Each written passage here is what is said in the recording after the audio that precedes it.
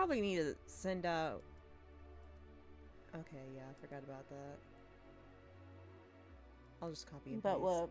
Sending out a notification because Mew's gonna flip her head if I don't. Use streaming. So Oh, yes!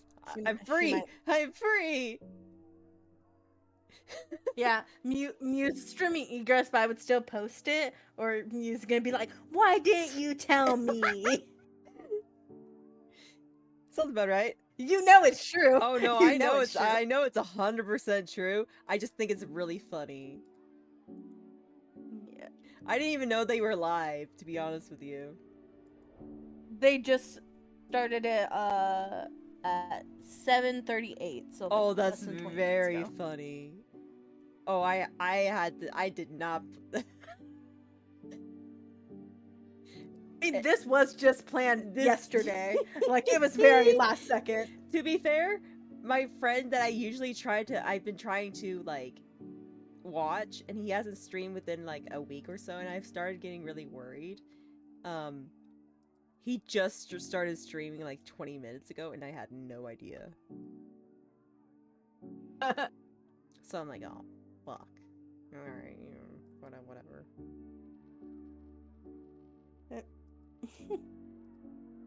Alright, so why not tell us a little bit about your character? Sure. Her name's Jordan Shores. I know. And Did they have a brother named Jordan White, or like a twin brother or something like that? No. Well, White she doesn't. Oh, you don't get my little joke. So her last name's Shores, as in the water shores. Oh, I see. I'm funny. Yeah, I'm funny sometimes. You can be. Right now? Yeah, when I'm off my rocker. No, you are. Oh, wait, I just realized two of us are gonna have J names. You're gonna have two J names. Great. Oh, no. But, yeah, Jordan's just, your typical, like, kind of captain's daughter. Just, like, knows some survival skills, but very much, her life purpose, according to her father, is so she can get sold into marriage. That's it? Yeah, well, she does, like, again, she does know some, navigational stuff, like, so she does know how to steer a ship, and, like, so, like, she's not completely useless, but, yeah, unfortunately, again, I'm kind of trying to edit this, but, yeah, Captain's Daughter, it's literally Revolutionary era. Yes, it is. Typically, women cannot have jobs. Like, literally, it is shamed on if you let your kid work that is born female. Alright, fair enough, yeah. I mean, I can't really argue against this. I mean, I was the one that told you that this is going to be this, and you straight up were like, alright! So, I mean, I can't... You should have been more specific. It was Fantasy Revolution, not regular. This was my fault. The thing is, I looked up actual revolutionary facts for this stuff too. Oh dear. That's why when you're like, it's fancy, and I'm like, oh. I fucked up. It's D&D, of course it's gonna be fantasy. That's more of my fault. That's my fault. Well, because you labeled one fantasy and then you said the other was revolutionary on how we were going to start. So I'm like, oh, one's mundane human world shit, revolutionary era. The other one's actual fantasy. I have no regrets on this.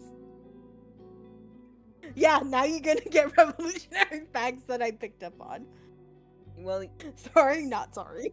Sadly, we don't do facts around here. Yeah. You also knew about that.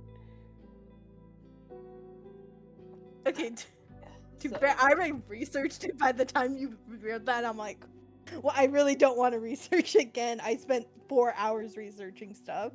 Alright. So what do you think would your character be doing right now? Most likely she would be heading off the ship right now while her father's crew is unloading what they were sent out to get. So let's see here. So we begin as Jordan is trying to walk onto land, trying to bear her gainings and such. The air is crisp with this hint of sea salt, and all around you there are people and creatures roaming around, some looking injured while others look disturbed as they are trying to find refuge and footing, of course, or tentacle by the looks of some of them. You're not sure why some of them have tentacles, but it seems like they're being more common and common as you are going further out into sea. But as you are walking onto the docks and you smell the sea salt and the air drafts around you, you are immediately almost pushed to your side as one of your crew members is running past you, holding onto his mouth, and he's like, "I'm gonna hurl!" And he runs over to the side of the dock and begins spewing out what he ate earlier that day.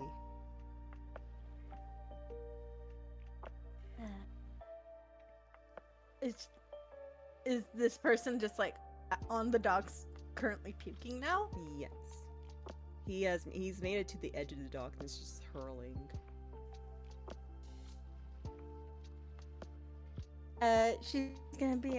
She's gonna approach and with her normal kind of fake stereotypical woman voice that she has to put on in public, she's gonna be like, "Oh my, there. Oh, you'll be fine once you get your sea legs," and she'll offer like a little hanky when he gets done. So the man, he turns around and you can see that he is a hybrid of some sort, of possibly a feline or something you're not used to seeing. You're not sure what to describe it as. So when you offer him the hanky, he kind of just looks at you like a confused being, a confused animal, and he's like, why are you, what's gotten into you? You weren't like this on the ship." He grabs at the hanky and he's just kind of like wiping his hands with it, not sure really what to do with it now. It's to help clean up, love. I have no whatever you mean, and she's gonna like look around to see if there's anyone other than who she knows around. Make me a perception check. Okay. Okay. Perception. Do you want me to use D&D Beyond or actual dice, or how do you want it? However you think you can convey it in a way that would work the best for you. I mean, I'll roll D20. I have plenty of those.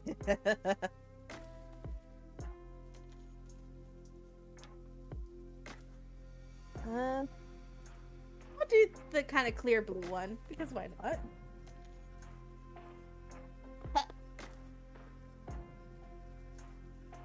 Like, I'm just gonna roll on this lid. Or not. It just popped off. So that is an 8. The air kind of hurts your eyes. It might carry a little bit too much salt than you think. You begin rubbing your eyes, and the hybrid just kind of cocks his head a little further than he should be able to. But given the length of his neck, you just think it's just natural to him. Almost comes as blinking his third eyelid. Are you okay? And he's just like, not knowing. he hands back the hanky, unsure of what to do.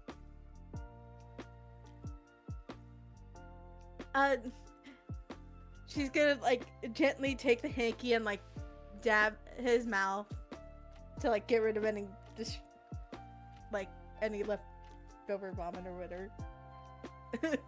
So she's not gonna say anything.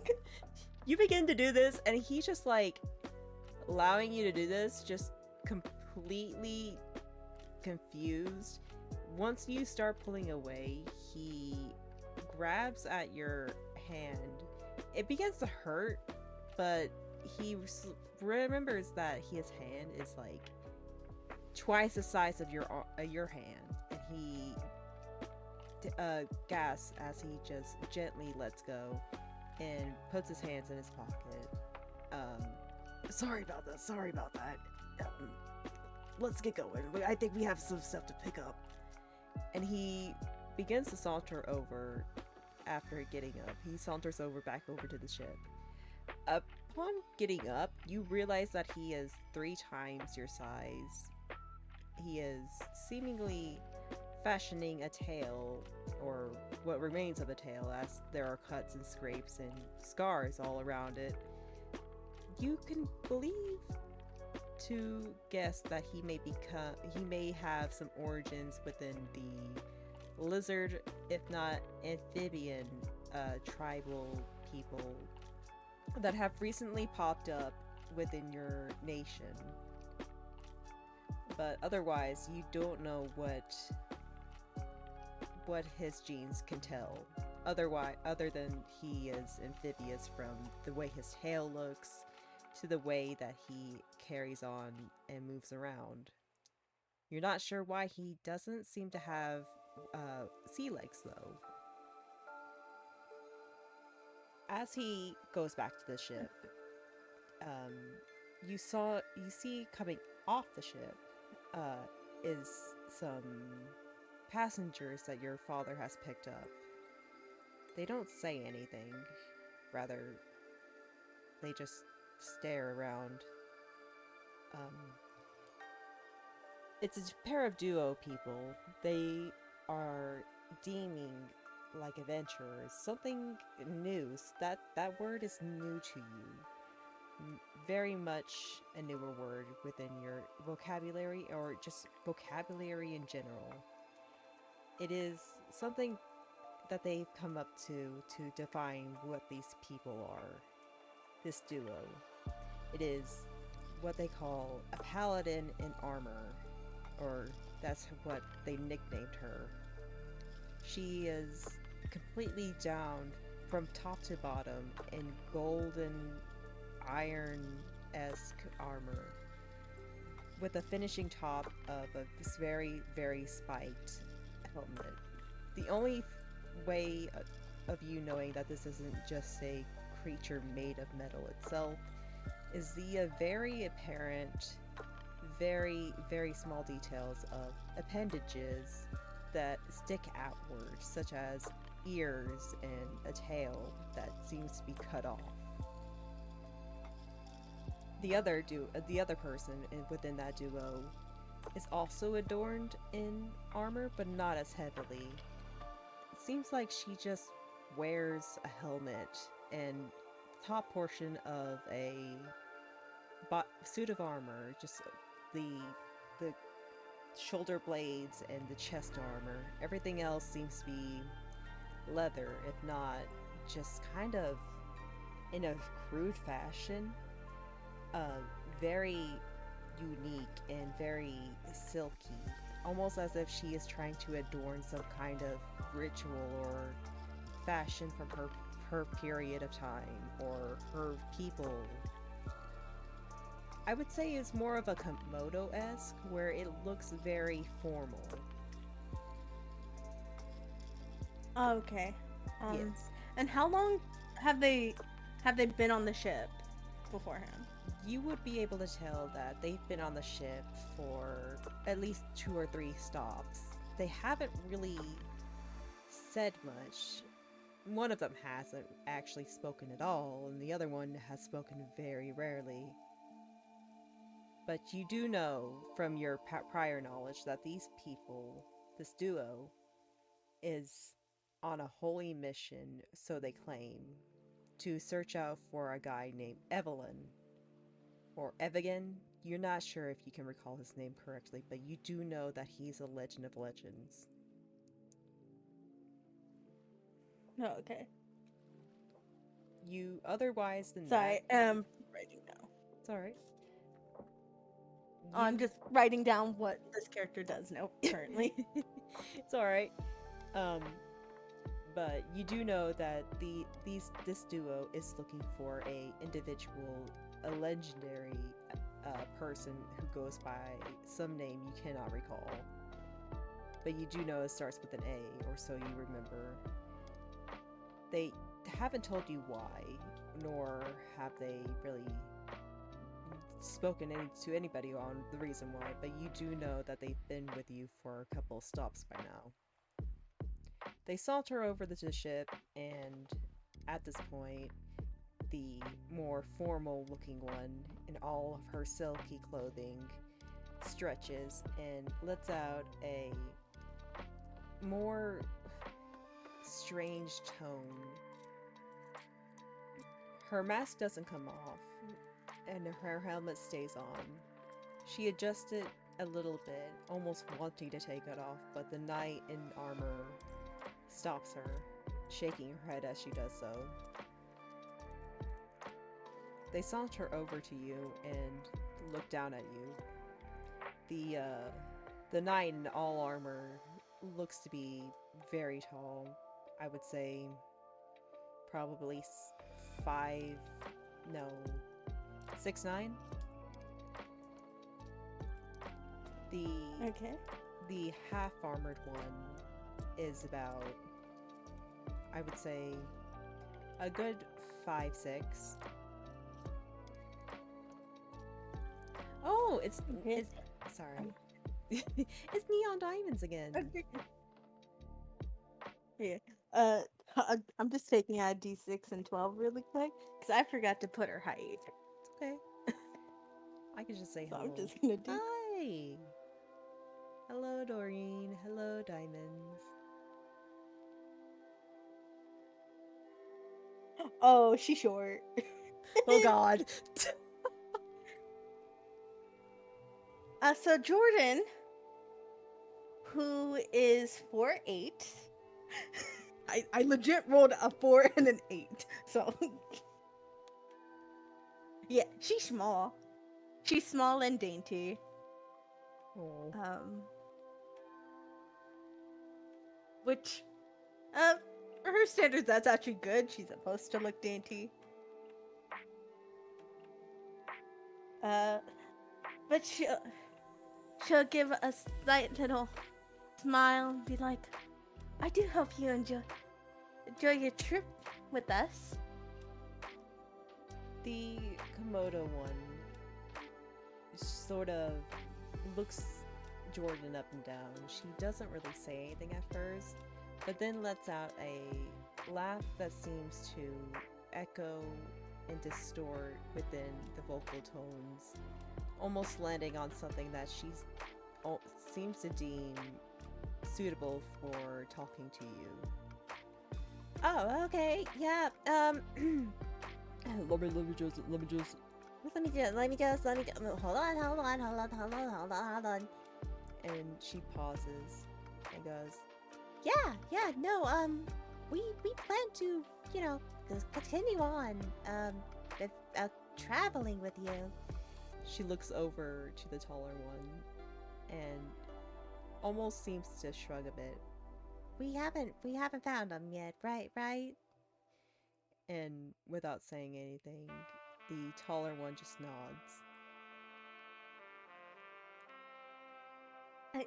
Yes, I do know we were making a slight stop here, since my father had to drop something off at this port, but we should be back on sea soon. So if you haven't looked around, I'm not sure much about this place, huh? You both said if you don't mind. May I ask you a question?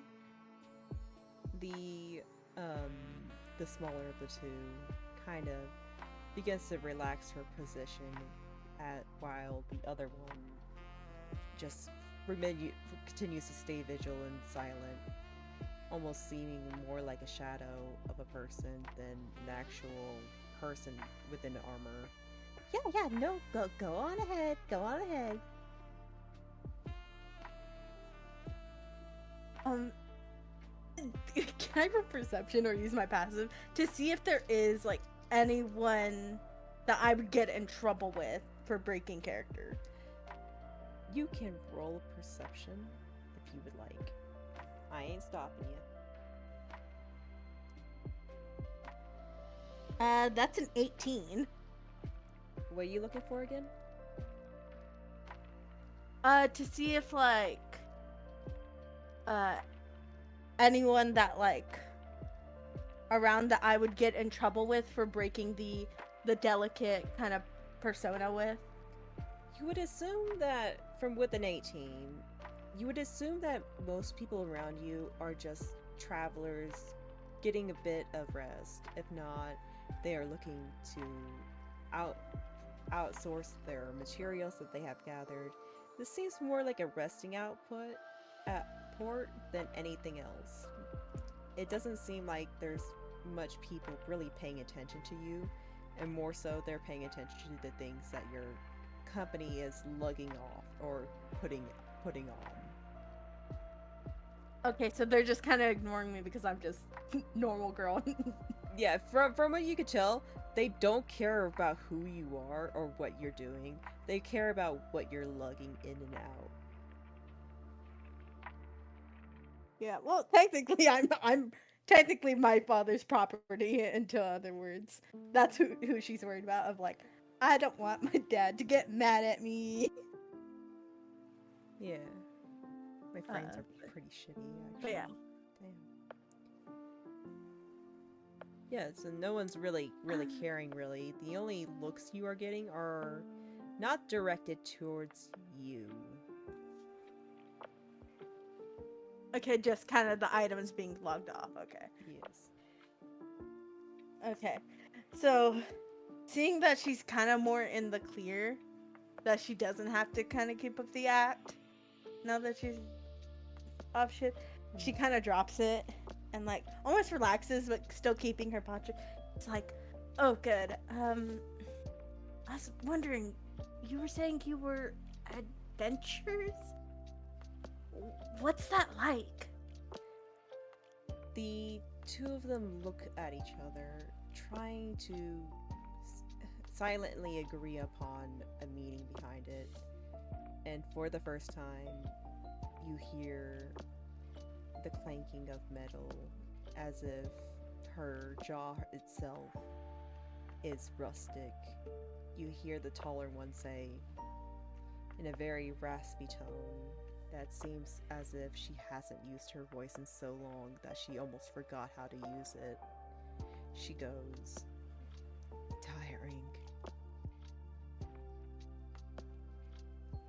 Before Jordan can really react, the smaller one is waving her hands around, trying to like intervene the bigger one between Jordan. No. What she means is it's very rewarding. It is rewarding to see us help others. It is tiring, yes, but it is all worth it in the end if we can help defeat that evil source of it all.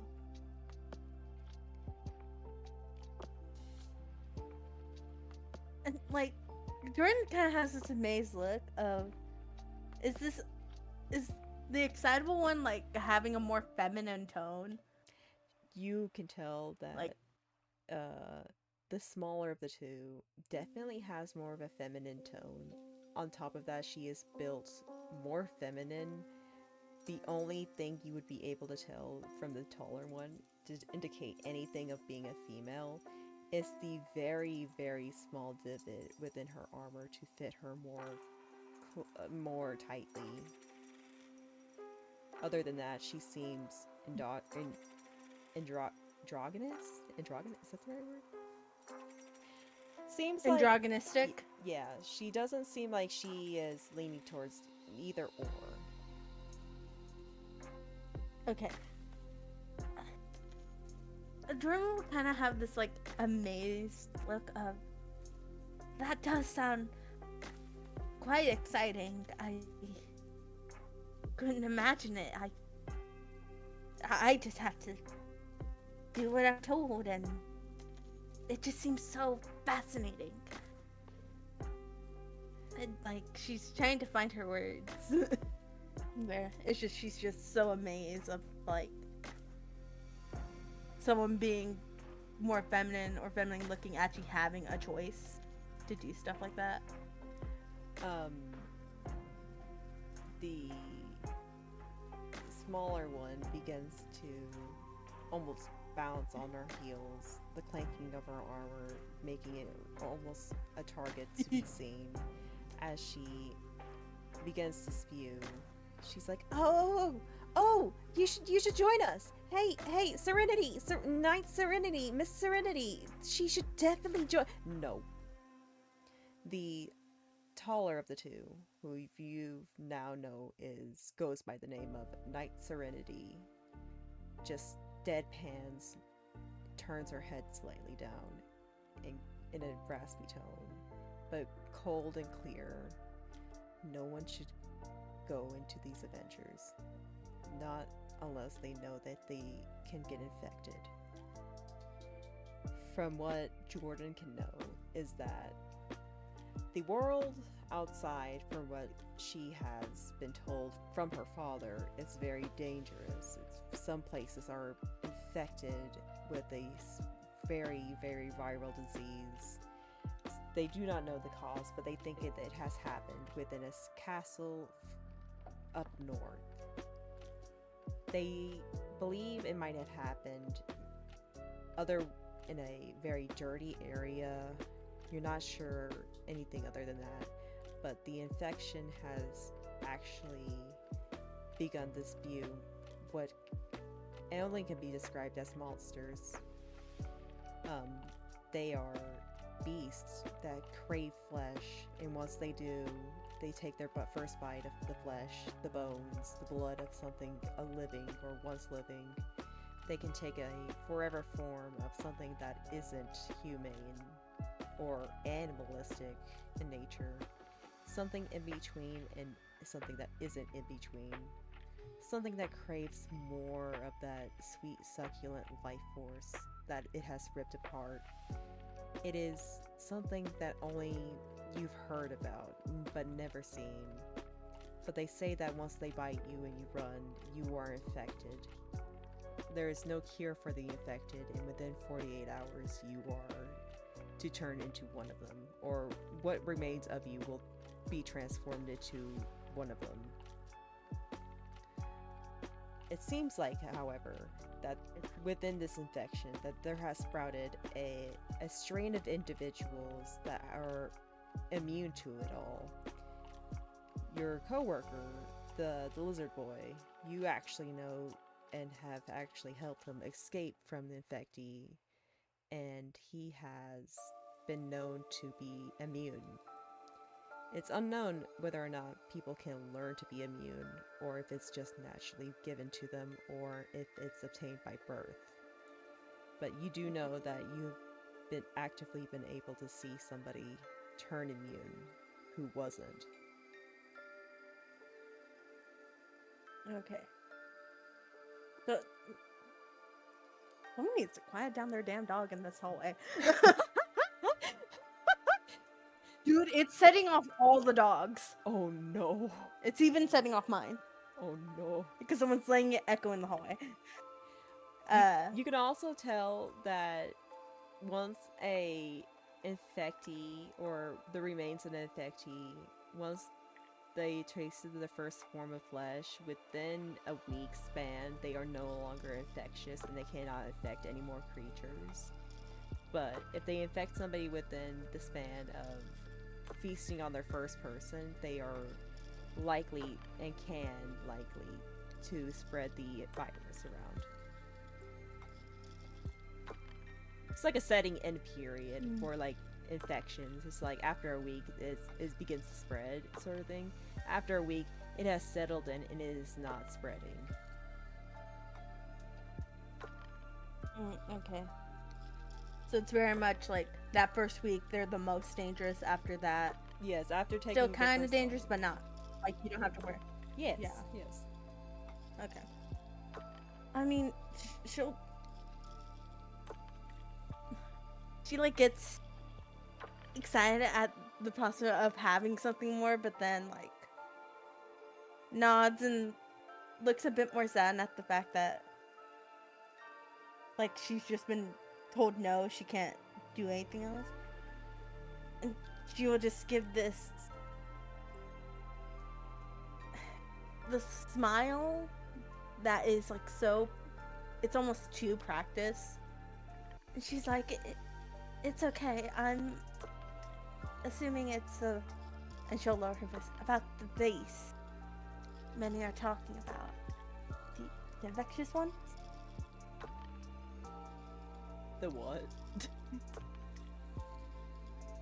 She's referring to to what you just told me. She's not allowed to learn a lot, okay? Yeah. Her father's very restrictive. She just knows them as beast. Yeah. So is she referring to the beast people? No, she's referring to like the like monsters that you've just talked about. Oh, okay. So when I know what it is. So. yeah, I just wanted clarification. So the moment you say beast people, the taller of the two, her ears come down and she kind of it's hard to see anything given that there's nothing to show. But you kind of get the feeling that you may have offended her. And she doesn't say much. She just tilts her head back forward, but is still paying attention. Oh, damn.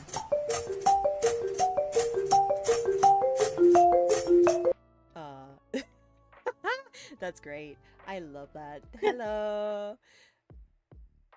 Um, so she doesn't say much. She just puts her head back to snaps it back forward. Doesn't really say much after that. The smaller of the two kind of shoulder checks Night Serenity and gives her a gruff sounding auto-tune-esque voice where it seems to go up and down in vocal tones before turning back to Jordan.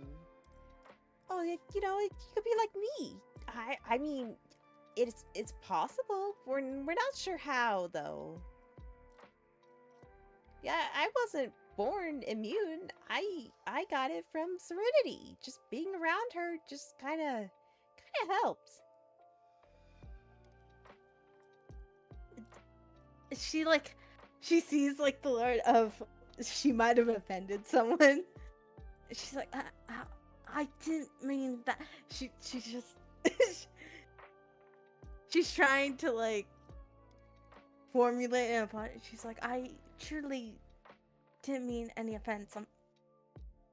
Serenity. I've been quite sheltered, so I don't know words.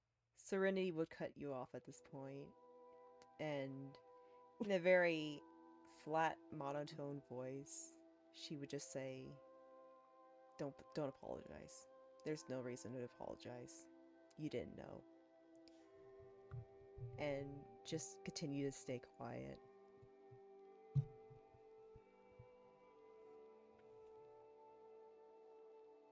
Do I know the lizard's person's name that's Uh, immune? yeah, he actually just ran back inside, but he is right now he is passing by. But the moment he heard you refer to the monsters as creature people or whatever, um, he kind of just Just like said beast. yeah, beast. When you refer to them as beast people, he kind of just looked at you with a very he's you notice he stopped, but he's like in a position almost right behind you, but you know he is watching. And as well as a couple other crewmates who are creature slash beast hybrid people. They are watching you. It seems he I struck a will say nerve. they are aware of like, yeah, I will say some of them who's been traveling with them would have known like of if they ever talk to the captain, it's very much he does not let let her know anything. Like it is very limited on what she's allowed to know. Yes, but it's still kind of shocking to them that you would I refer. know. Yeah, it's sort of like when you hear that grandma be supportive to a newer concept, and you're just kind of like, are you serious? That kind of shockwave shock. Like we know you don't know better, but damn. Yes, like Um, like uh, you shouldn't say this, but do you actually understand what this means? she instantly like is oh no. She has the oh no face of just mortified that she is literally offended the whole crew, and she's like in her mind she's like I'm gonna get in so much trouble when I get back on the ship. So Like in her mind it's just like she's like I don't know exactly what I did wrong, but I know I did something wrong. What yeah, did I do? it is definitely one of those feelings that you definitely know you're gonna get in trouble for, but you're not sure why. So as you continue to feel She them just on like genuinely, yeah. yeah, as they continue to watch you, some of them have slowly begin to go back to work. Obviously from watching you, while others are stopping and they're gonna be like, hey, Murgle, come on, dude. We gotta hustle. This stuff ain't gonna hold itself. What are you even? They're women. They're women, Murgle. You're gay. You're. And Murgle, you just hear Murgle go, "Shut, dude. This is I told you that in secret." And they go off on their own little conversation. She just she just looks so like she's starting to rub her arm while still trying to keep a I'm still a delicate girl like on the outside, but inside she's just like no. So, um go ahead. she's just like I really did what did I say that was bad? And she instantly puts back on that like kind of fake tone as like she knows she's in trouble and people are watching her now. So she puts back on the facade of what she's taught to act around. Like Serenity doesn't really skip a beat, and the moment you put back on that voice, she begins to saunter away, her metal armor clinking as she goes, as all of herself is hid in a way you cannot read a single thing of her body language other than her walking away. The smaller of the two, who you've actually never gotten the name of, in fact, I don't think anybody's gotten the name of this one or the other one, other than you right now, who only knows Night Serenity. Um, the smaller of the two kind of looks between you and Night Serenity, and she begins to vocal change her tone in several different ways before landing on one which she knows will gather Night Serenity's attention. She goes, Night Serenity, where are you going, ma'am? My milady, milady, milady. And Night Serenity halts for a second and turns halfway to look at her. In a raspy tone that you've come to realize is may just be the normal thing for her. She goes, I'm gonna help them unload the ship. We're gonna go get supplies and we'll do a quick rundown of where he is. If he's not around here, we continue on. Although, we already know he's not here. And she goes back to where she was heading and saunters back towards the ship. The smaller of the two turns to look at Jordan and kind of goes a bit back and forth before finally sighing and holding onto her helmet. Almost as if she is seemingly tired of something that Night Serenity is possibly doing. I have to go now. I have to help my mistress. It was nice knowing you. And she without hesitation picks up both of Jordan's hands and begins flapping them up in the air excitedly and very proactively, almost as if without skipping a beat or really missing a step on may offending people or just in general may be in the presence of a possible racist.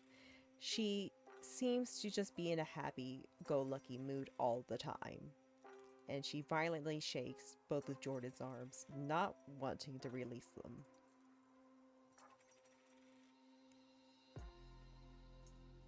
She gives a very polite smile and she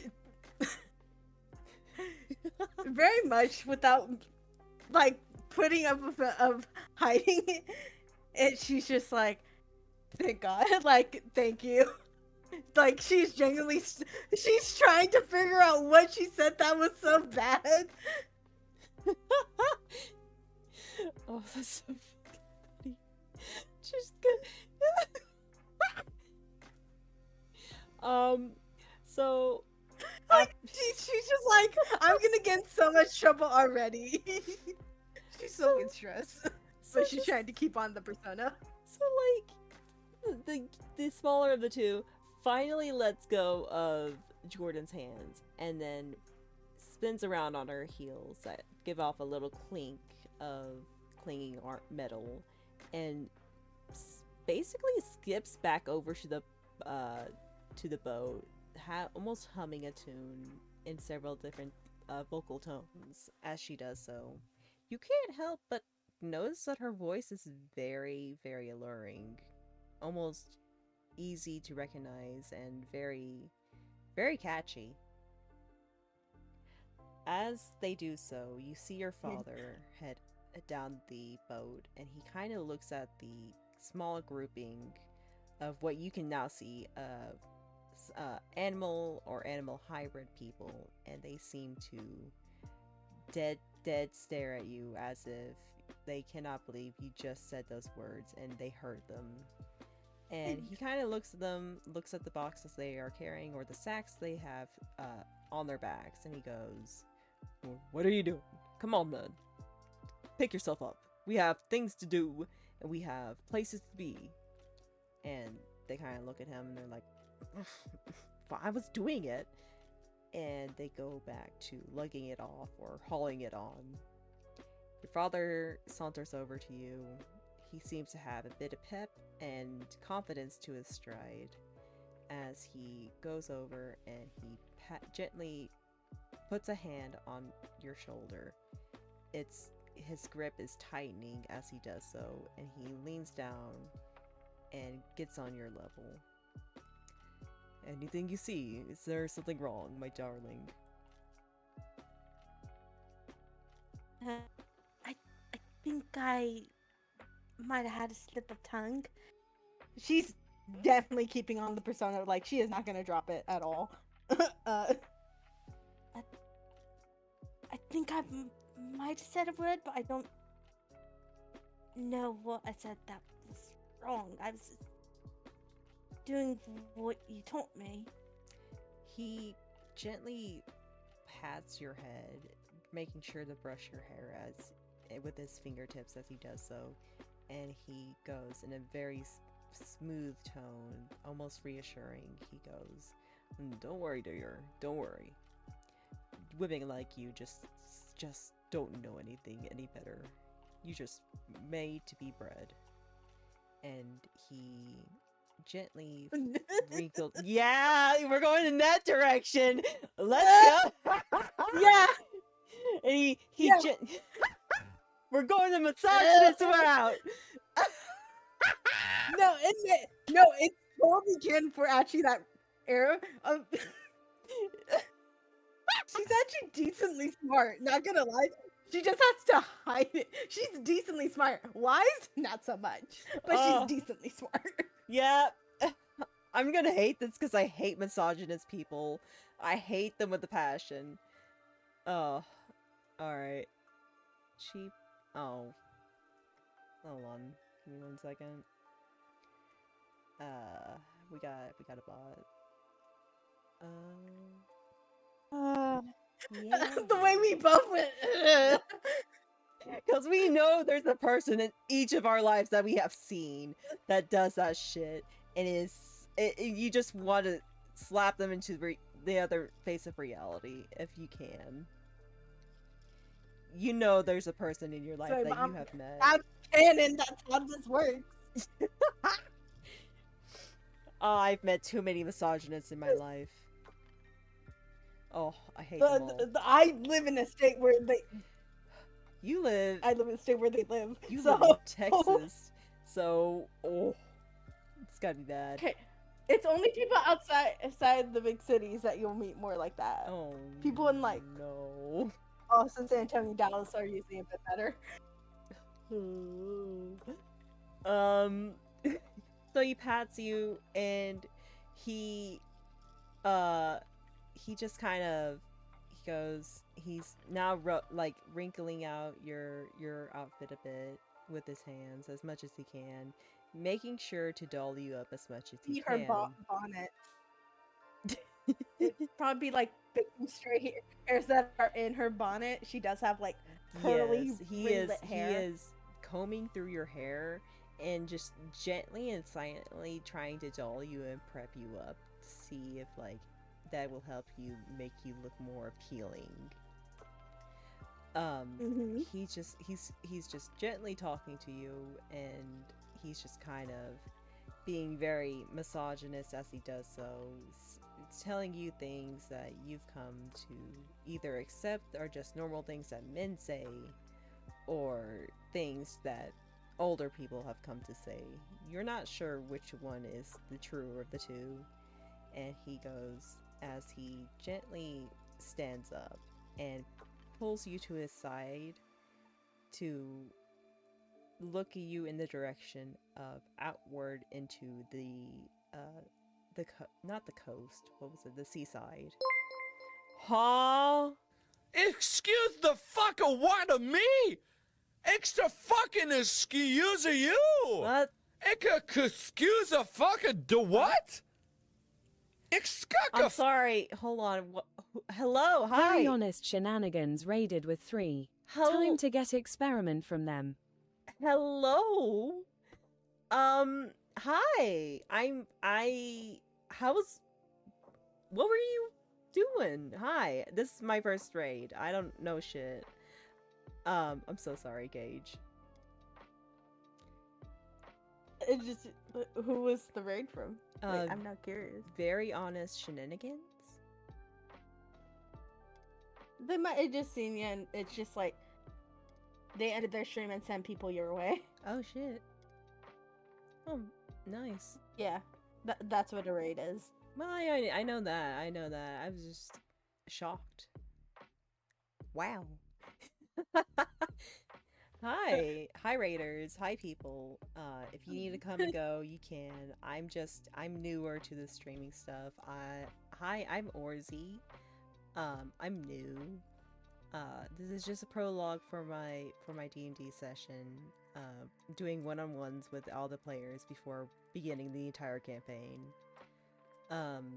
You're welcome to stay, you're welcome to chill, you're welcome to leave. It's all good, and honestly, my frames are absolute shit. Oh my god. I will say if they do choose to stay around, we should probably warn them.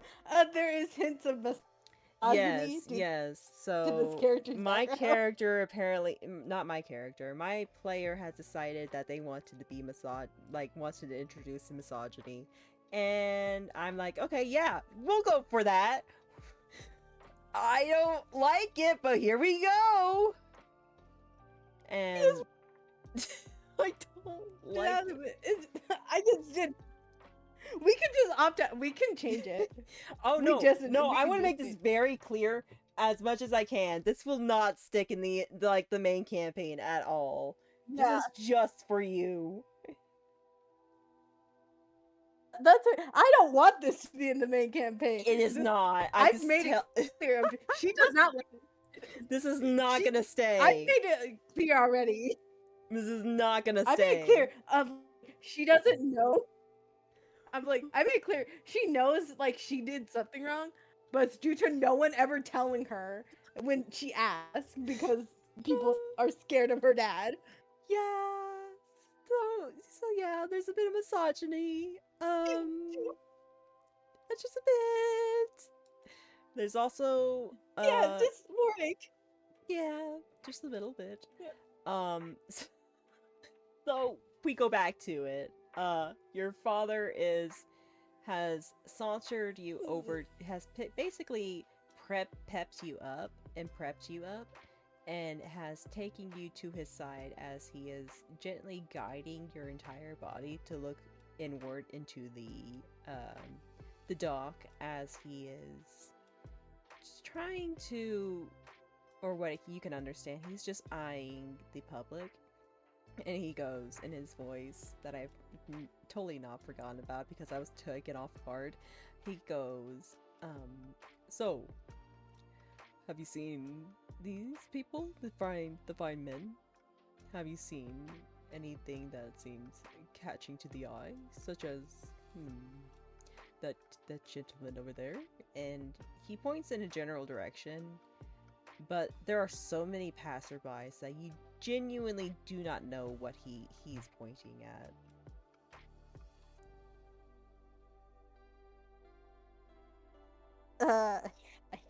I hate that I made this character like this before. I hate this so much. Mhm.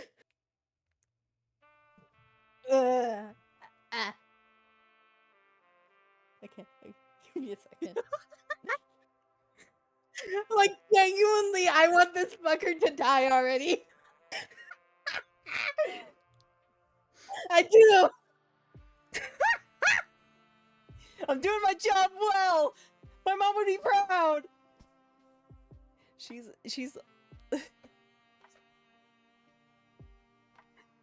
I'm doing my job! This reminds me too much of my grandpa. I'm doing it too well. Yeah. I'm just like, my fault for misreading the assignment. It's truly my fault for misreading this assignment.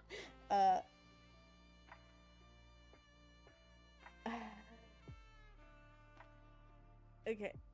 Wait, question. Do I have access to, like, the little magic I do have on my character sheet? So that's a very interesting thing you would ask, because from what you can tell, magic it's always been around from what you can tell. However, it was more or less rare 50 years ago. You genuinely don't know when it began. However, it became more modern / more apparent to be able to use it within the past 5 years. It seems, or 5 or less years. You kind of forgotten as time went on, but it is a newer concept to a lot of people. The usage of magic is highly dangerous, and people who do know it don't know how to use it well, or well enough to really do a whole lot of damage. It seems that if you are able to use magic, or use it well, you are deemed highly, highly dangerous and or priceless to a certain degree. Okay. Nope. I've now figured out this character due to a certain spell I do have, which actually makes sense. Um, if anything, most people that know magic are the frontline people, or rather, they are adventurers usually, fighting off and traveling the world with a traveling party, which is also a newer thing from what you know. Yep. Mm-hmm. As I asked about earlier, she's trying to engage on what that's like. Yep. So, for your character to be able to do magic, it is highly, incredibly priceless, and it is incredibly. It makes you both an incredibly value, quote unquote, good piece of object, and a very dangerous individual in the eyes of many, actually. Okay, can I just reveal what? Can I just reveal why probably my father's doing this due to the magic spells I did choose, without knowing I was gonna do this. I do have a spell called Distort Value, which essentially I can get people to buy stuff for more or have them sell it to me cheaper. Mm. Silvery Barbs, Memorize, and Delay are the 4 spells I have. Mm-hmm. Which are all just like... they would come in handy for a motherfucking pirate. You can try them. None of them I could actually use right now. Would your character Since I'm know not how to in use front of them the things. correctly? I feel like with only given 2 how of them... given how the world is newer to the whole thing of magic, and that magic in this world is a newer concept that is slowly being recognized for what it is, do you think she would be able to do these spells without messing them up? Based on that, I think only 2 of her spells she understands. It's weird she can do it, but with the other, like her cantrips and Delayed and Silvery Barbs, she doesn't have an idea to do. Mm-hmm. The only one I imagine she thinks is weird is the Distort Value, which essentially just makes her better at gaining or selling things. She can kind of see the price tag and say, no, it actually is this one. And then Memorize, because they're just like simple things that could still pass off as normal to her, but I don't think she fully grasps she is a full-on magic user. Right. Yeah. In the moment. So, I'm not going to gatekeep anything, but I will say play like you know your character. Yeah. But as of right now, he is it's trying to find somebody and trying to point out all these individuals, only describing them via their muscle tone or how they look or what they're carrying, but never really anything else other than their physical appearance or what they seem to be carrying that seems either heavy or sound of something very, very loud and very expensive. Yeah. Okay. I don't think she talks much around father,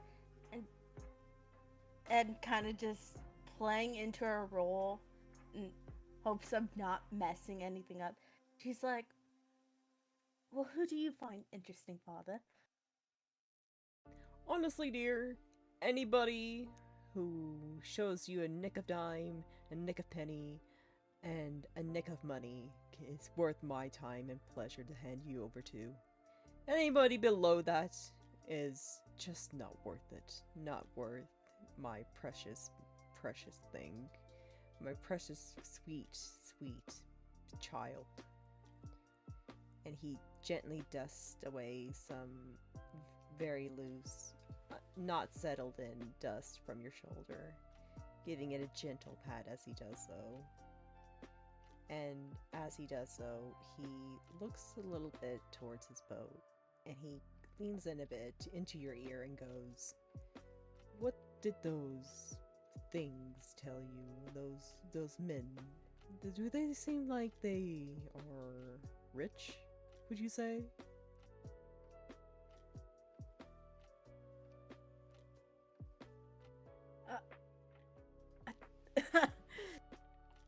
Okay, let me think. How would she respond to this? Because the armor they are wearing is makes them somewhat misogynist. The only way you have been able to tell that they are female is just the small divots within their armor to fit around their breast. Your father hasn't been around them too long to realize those are divots for their chest.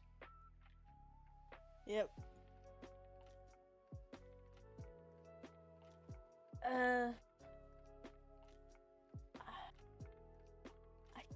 I believe they're quite average.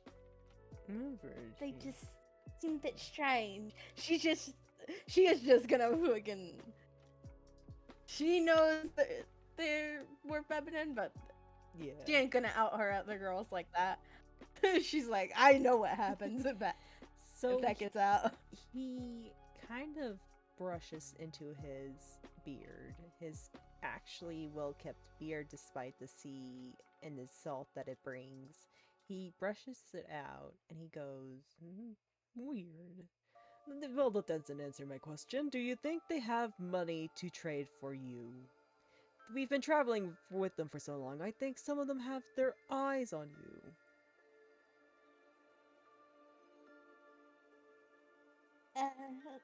I'm not so sure, Father. You know me. I don't much. She's gonna play the dumb card. She is just straight up gonna play that card. She does not want to engage in this anymore. He pats your head. He's a soft chuckle emits from his throat, and he goes, "I know, dear. I know. These are big words for you. I know. This must hurt your brain to understand. Don't worry, my darling. I'll find somebody for you. Somebody worth your time and worth the money. Your money, my money, and able to provide you a good and well-faring husband and a good, well-faring life." And he just kind of chuckles, and he releases you from the side of his hip and walks over to greet some other captain, and he goes in a more cheerful attitude that seems to be more loosey-goosey in the tone of the pirates. He goes, "Yeah, my pal, what to bring thee?" And you know by this tone that you've come to recognize is his fake tone that you've also have inherited from the man.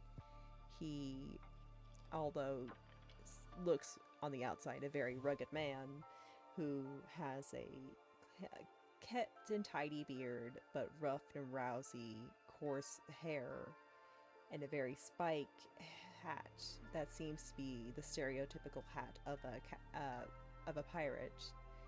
His clothes are in a strange mannerism of tattered butler-esque, whereas it is a open flap, parted down ways, vest, but it is tattered and could basically be used as a towelette at this point, given how tattered and beaten it looks. It is draped open with a half-striped ripped shirt on the inside, showing off what he thinks is a ripped body, but it's more of a round beer belly than anything. His pants, on the other hand, are very formal. It's very white, it's very clean.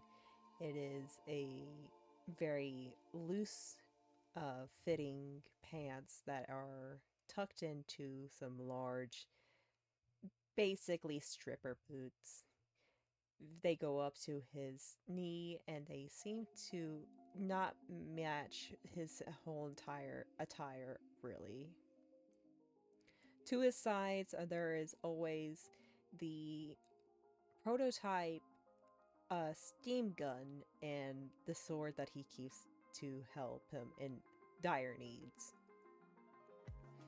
He seems preoccupied with the pirate he is talking to, and as he is chatting away, you get a shoulder check by somebody. Do you turn to look at them? Yes. So At the minute I see my father out of view, like, I drop the persona. So you turn to check, and it is yet again that same lizard hybrid man. He kind of just looks at you with his neck outstretched and matching his head on the same level as yours, and he's looking directly into that man, your father, and the other pirate. He kind of just snorts out a somewhat distinguishedly disgruntled snort of air, and he just goes, is he normally,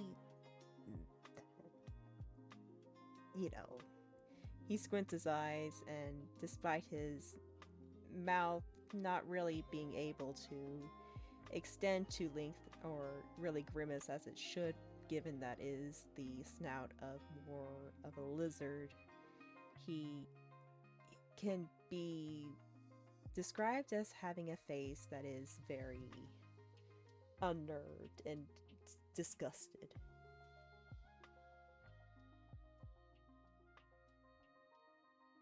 I mean, like I said, she, like, kind of drops that big persona, and she's like, no, he acts like this in front of fellow captains, and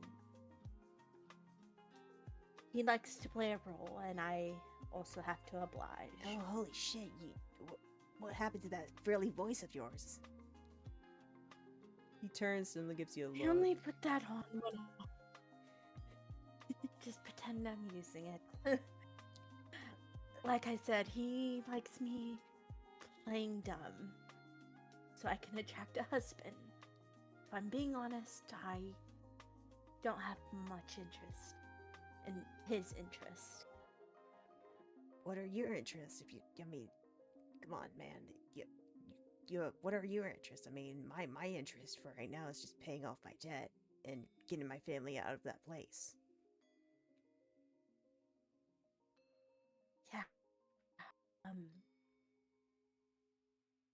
I think a part of her knows, like, it's... I don't know. He's kept me very isolated. So I haven't been able to explore much outside of what he wants me to learn. The anything hybrid. besides what he wants. The hybrid pauses for a moment. He blinks all three of his eyelids separately at separate times, and he sort of leans his head towards the boat, and he goes, "Why not join them? I've heard they're wondering about the roundabout. You could take this time and run. It's a good chance to run away.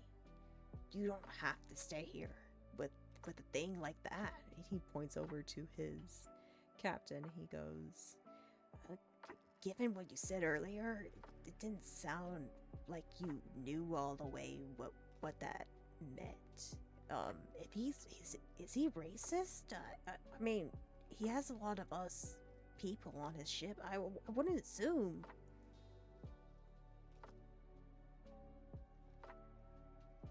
That was the proper term. I'm assuming that is a very bad term. Yeah, no, that's straight up racist. We've been fighting for rights since like 30 years ago. That's an old term.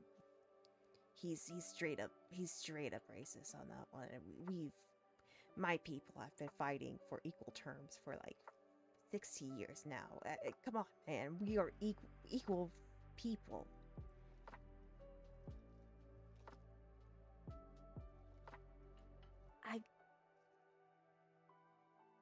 I want to, but why don't you? I don't know what I can do. I know nothing outside of this. Then go with the adventure. I know some skills that he. I don't. I think I said something wrong. I'm just not sure. Did you ask them to like? They seem pretty chill from how you talked to them and how they reacted. I'm pretty sure if you said you wanted to come along. Couldn't be fully honest because I assumed my father was off the ship already. So I was having to put on the act, and then everyone started watching before I could ask. I mean, I can go distract. I can make a scene. I'm pretty good at that. That was my nickname back in high school. Make a scene, Tom. Yeah. You know what high school is, right? You have that here, right? Where you grew up on a ship. I grew up on the ship. Oh, okay. Oh, yeah. He quite literally taught me most everything I know. I'm so sorry. You're basically the same as a homeschool child. I am so sorry. See, kind of why I want to leave before I get sold. Yeah, no, I completely understand. It just that's complete bullshit. You know what? You don't even ask. Like, hey, Tommy! And you just see a cat animal person, ears perk up, looks over at you, and he's like, "What is it? Hack a hairball! Why? Just do it!" And Tommy just kind of sighs, gently places down the sack that he was holding, and just goes, "Oh, I feel sick."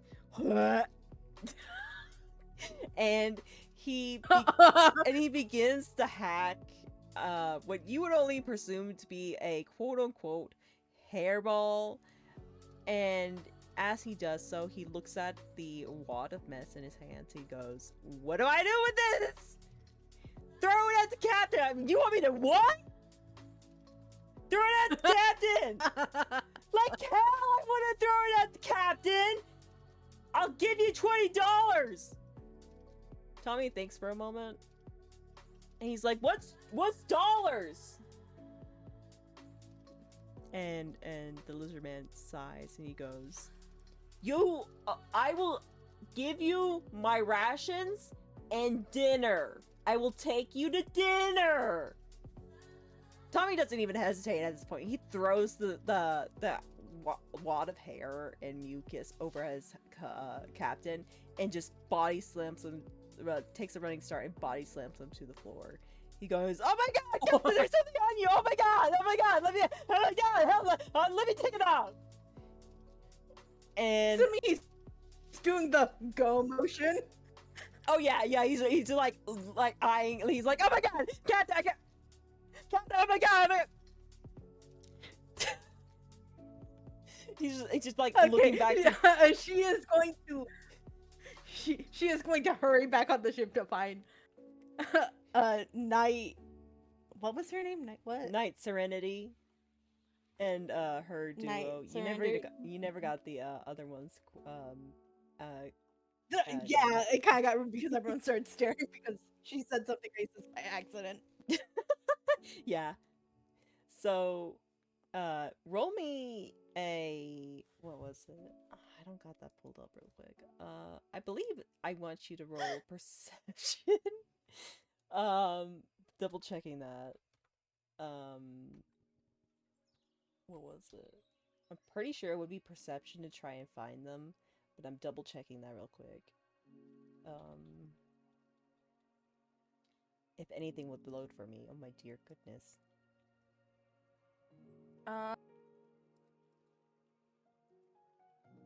Either perception or investigation. A perception to see how well you're looking around. Investigation to see if you could find them. Because there might be things you were able to pick up on. Both? Yeah, you're rolling both. Perception to see if you can find anything useful that you can quick grab on the way while looking around, and investigation is fine. Night Serenity and her companion. Okay, so for perception, it's 13 days plus 1. So 14 perception. Okay, 14 perception. And then investigation. Oh, I'm actually better at that somehow. That's 17, so that's a dirty 20 for investigation. Alright, so with a 14 perception, you were able to quickly find a bottle of ale. Let's see here. A already prepackaged rations to last up to 3 days for a single individual. A water skin and a skinning knife for a fish. Okay. With the dirty 20, almost immediately after getting those, seeing those items, you see Serenity and her companion. Her companion seems to be heading off in the direction of their quarters, almost in a way of just closing the door to them. Night Serenity is having her head away towards the direction you are running at them, almost seemingly just looking around before heading off. They hear the footsteps of you coming closer, and their heads turn to you. Night Serenity's arm goes around to her belt to her sword, but seems to drop it almost immediately upon recognizing you. And I'm assuming they're hearing some of the chaos of the yelling. Yeah, that's where they're like they're looking in the direction of. It's just like in the distance, you're just hearing, "Oh my god, get off me, get off me, it's Tommy, get off me! Oh my god, Captain, are you okay? Jordan, you're not my." And just frustration. You could hear the frustration in your father's screams as he is yelling at what seems to be a multitude of people at this point, as you can roughly hear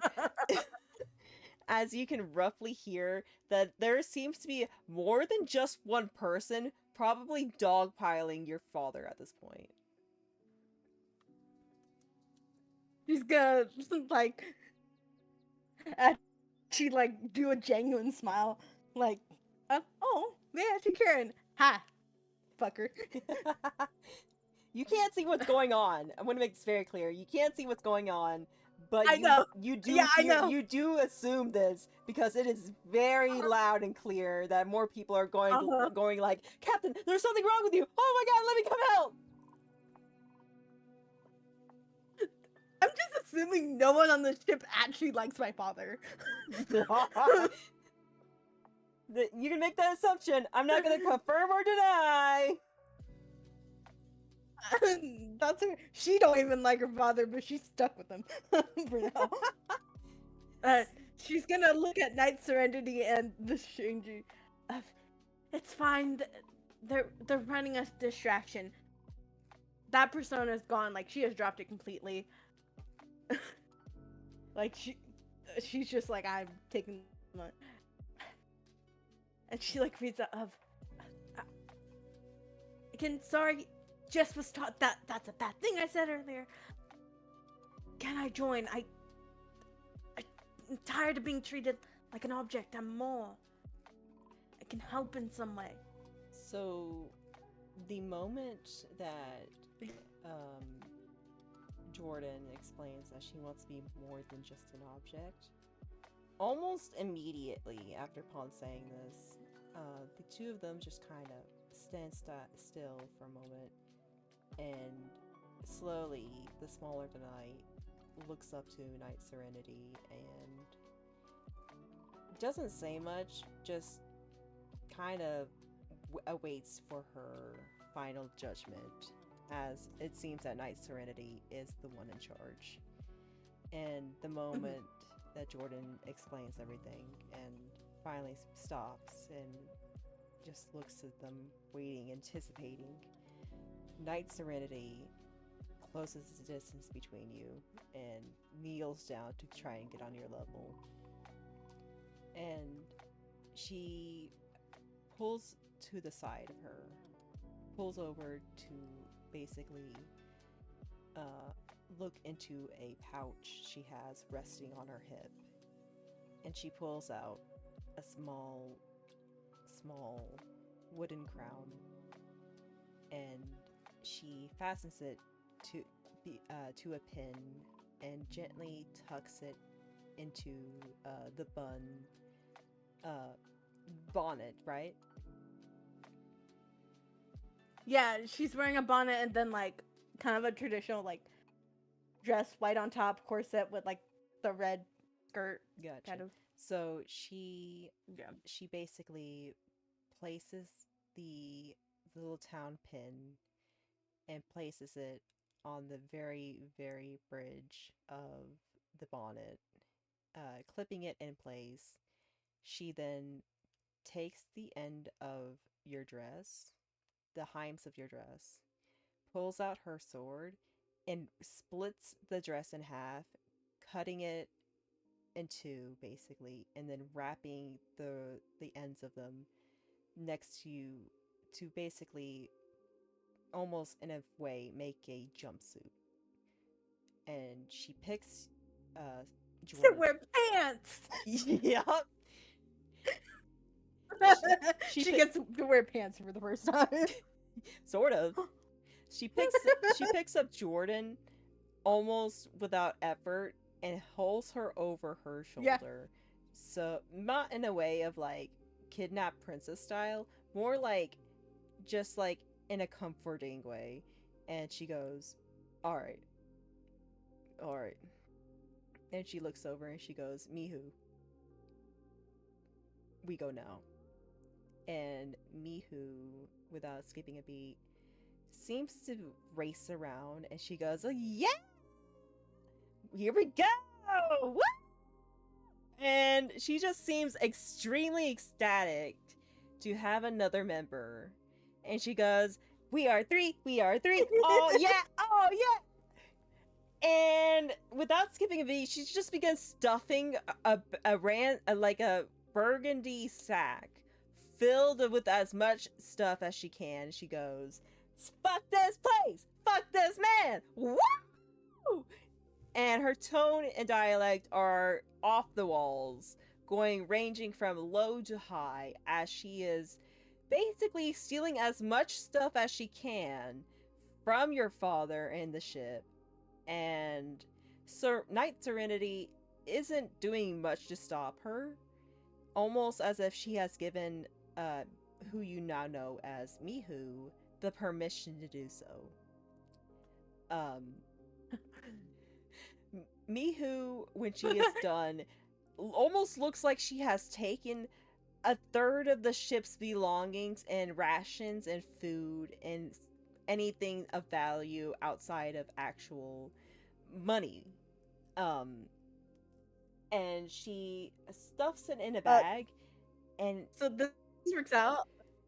She stuffs it in a bag, and then she proceeds to quickly sort out the food from everything else in almost a quick manner that seems inhumane. And with that, she takes the burgundy sack with everything that has everything other than food, and she throws it into the ocean. And then she takes the sack and tosses it behind her back and looks up at Night Serenity, and even though they're both wearing helmets, they seem to have an understanding of they didn't like this man or the whole shabiz he was doing, and they look to you, and they kind of, in an unknowingly understanding way, they go to the edge of um this the whatever it's called, the boat. They go to the edge of the boat, and the spare boat. without skipping a beat, they go to the edge of the boat, and Night Serenity gently places you down first, and then grabs a hold of Mihu and tosses her inside the boat, alongside with the burgundy sack that they have looted, and she takes a hold of the rope that is attaching the boat to the bigger boat, cuts it off, but not before she just grabs a hold of the rope, of course. She is the only thing keeping the boat on in the air at this point right now, and she spins the boat around before launching it further into the sea to get a jump start from being kidnapped or being chased down by your father. And it is pretty far distance from the boat, your father's boat. And Mihu goes, "What? Yeah. Oh my god, that's my mistress!"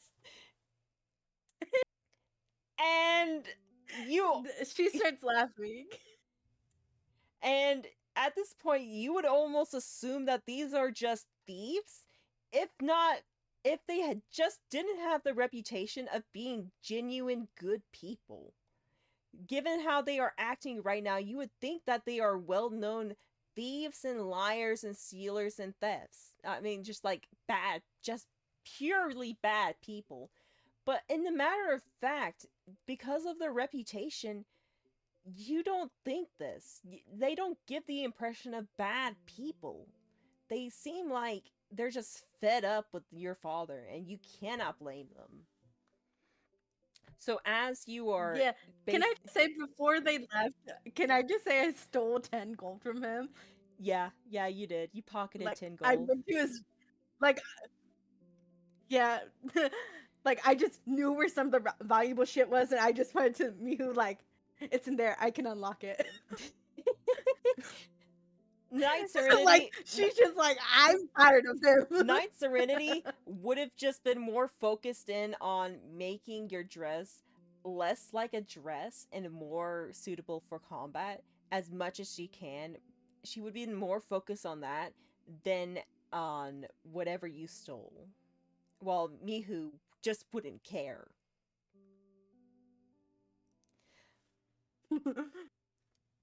That's her. So as Mihu... There goes my plan of also bringing in Lizard Man.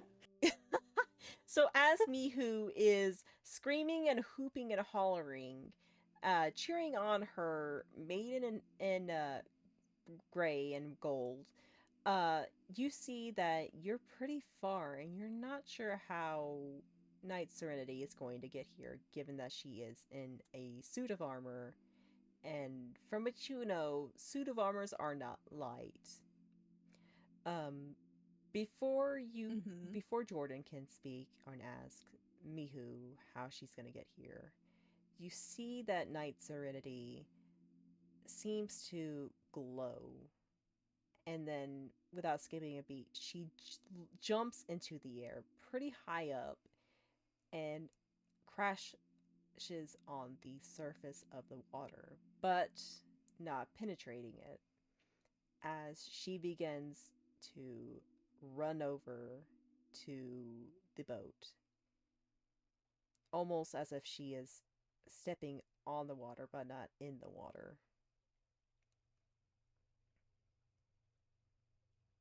I think Jordan's just like amazed and like she's just so excited and like knowing she's gonna be free.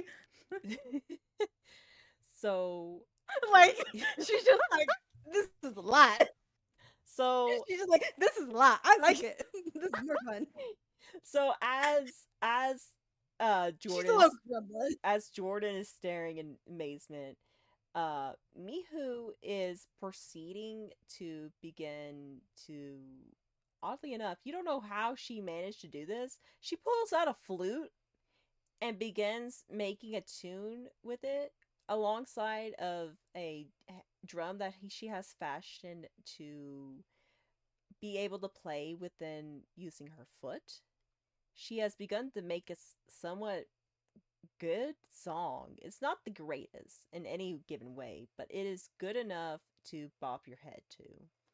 And she motions to the rope, one of the ropes that used to fashion the boat to the your father's boat, and she goes, "You might want to tie those on your around your waist, around your waist. Let's see here, you're gonna fly." And she's just continuing to sing as she is cheering. It's kind of almost making an anthem for the arrival of night serenity. Okay. She's gonna hit the warning and grab the rope and expertly tie a knot. Also, can I just say what's funny is Jordan is a bard. So Make me she a actually can play some instruments and navigate vehicles in water. She has those things with her. Can She's you able make to do me those. a straight luck, a d20? Oh.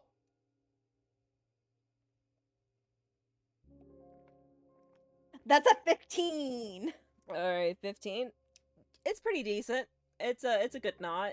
I mean, you're not going to fly away, but it is secure enough where you are going to be loose around the edges. You're probably going to sway a little bit more than you would like to.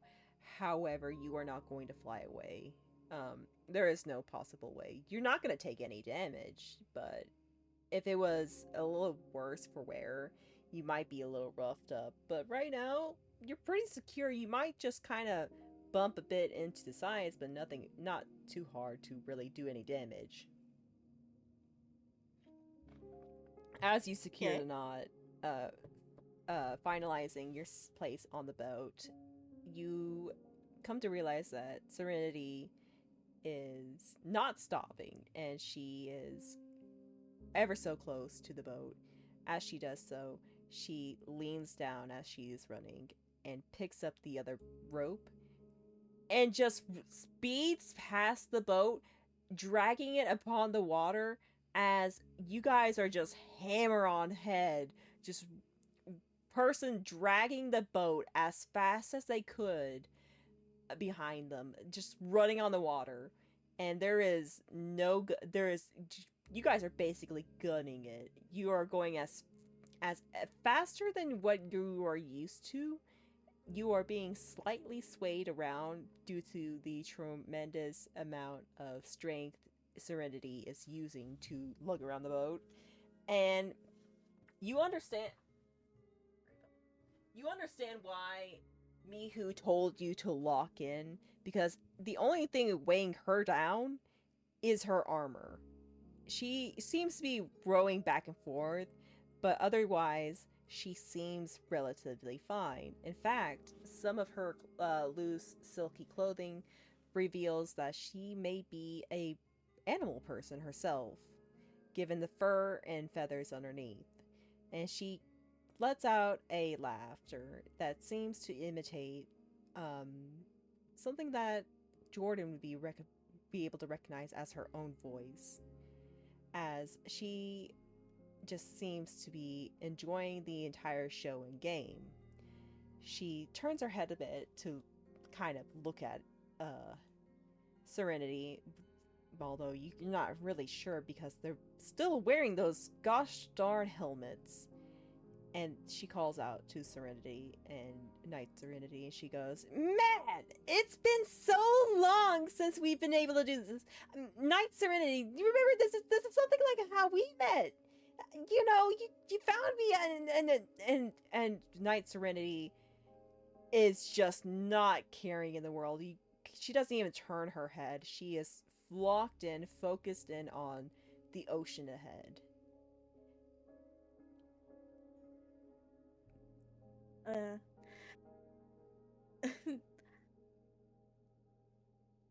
I think so. At this point, we're not on the water. We're kind of midair. At this point, you are basically bouncing on and off the water, but it is beginning to settle out to basically at the same. Yeah, like you guys are booking it. So at this point, it is beginning to settle down into a steady, small beating across the ocean, but it is being stable enough to where you're not being basically thrown around like a rock. That's best way to put it. And you are beginning to once again hear the song and melody of Mihu. I think Jordan actually just starts moving along. She actually takes out this tiny little device, and she reveals that it's bird pipes. And I think she starts playing along. Can you roll me performance real quick? Sure. That's actually a stat I'm good in. Hell yeah, brother! Okay, I think I might re-roll because it landed weird, where it's between the 3 and 16. Huh. Hey, I re-rolled. I was about to say, you want to roll back So or that's you a want to 19 roll on die. good? Plus 3. So for what? It was literally in between. It was in between the two numbers. I could not. Alright. So plus 3, that is a 22. Alright. You play pretty good to the point where, like, Mihu herself is stopping and seeming to try to strum along to your melodies, almost nodding her head and seemingly to mimic the standstill points of some of the melodies you're singing or playing. Really, she is mimicking not through her instruments, but you're not sure how she's mimicking the sound of them. And this continues on. Player me knows what she is. This continues on for a good moment. It's almost strange how long this goes, given that what you assume this is probably magic.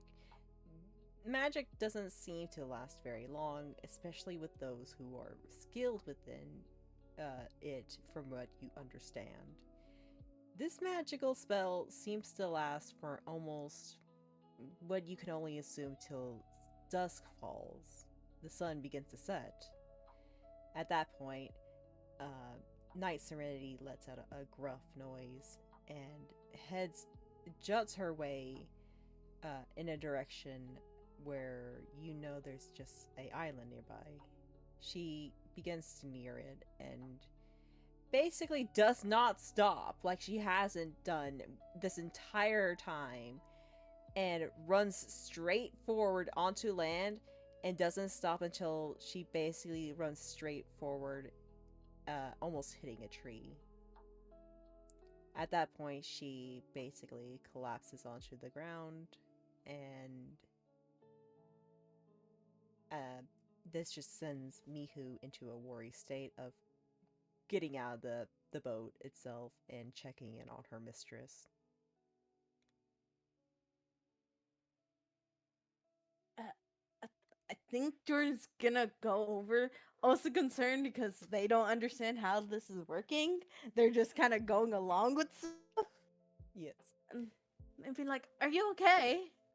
So the moment you come close, you kind of just realize she's just tired, given the rough scent of sweat and the steel slash just like milky sort of, not milky, but water-like essence that you're not sure if it's sweat, but given the amount of time she's just been running, you would only assume it's a mixture of sea salt water, and sweat on her armor, as a gross smell of iron and gold envelops your nostrils. And she doesn't say much, but she just nods her helmet in a fashion to represent that she is fine. Mihu, on the other hand, just kind of sighs and shakes her helmet. Oh, you always do this, Mistress Knight Serenity. And she takes her water skin off the side of her belt and hands it over to Knight Serenity. Knight Serenity just looks at her like she's a dumbass, or what you would assume is the equivalent of looking at her like a dumbass, given that they're still wearing these helmets. And Mihu just kind of sighs, pulls out a device that just looks strange, almost as if it's a flute, and puts it in the water skin and hands it back. Knight Serenity takes it at this point and puts it underneath her helmet, and you just hear some weird slurping noise. You're not sure how that's possible.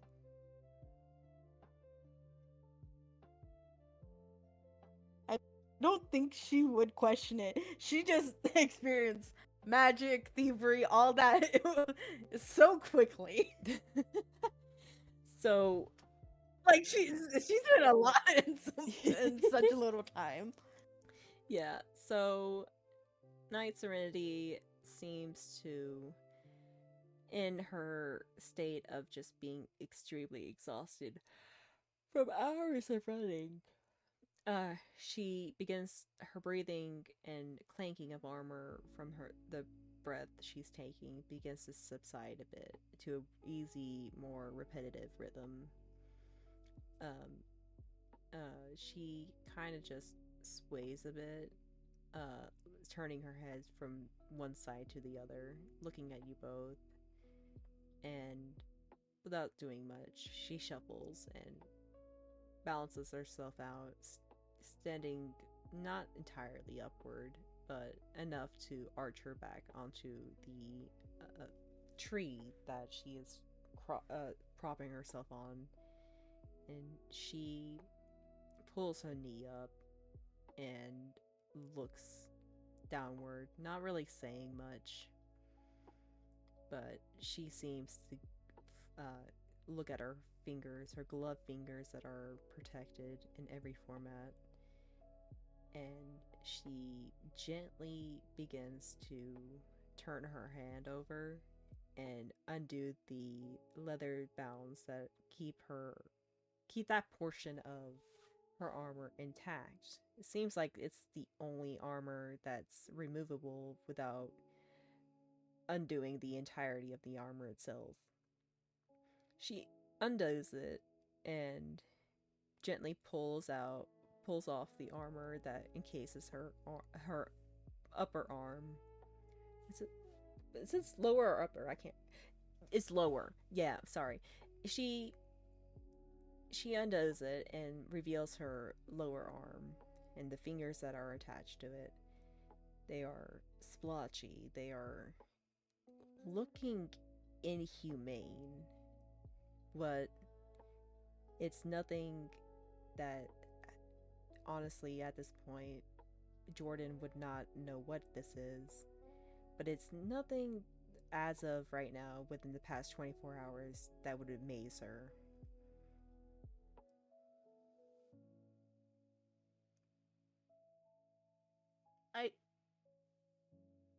She just looks curiously for a moment before just how do I say words? I had word, and now it's gone. This might be, I had words. You got this. You got this.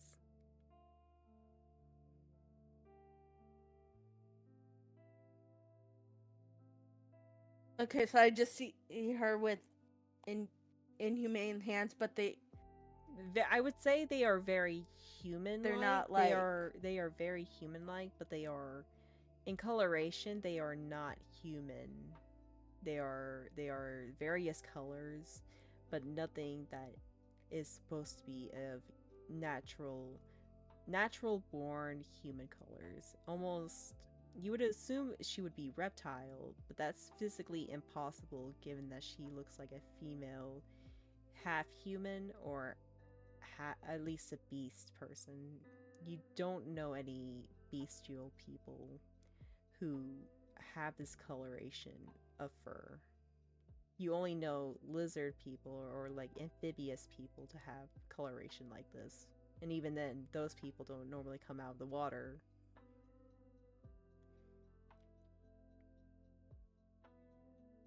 like it's kind of an iridescent or just like It is shades of, it's more of a hues and shades of bright red, dark blue, bright blue, purple, green, things like that, but they're all splotchy and mixing and going on in between of one another. It's something normally you wouldn't see in something like a calico cat or a dog.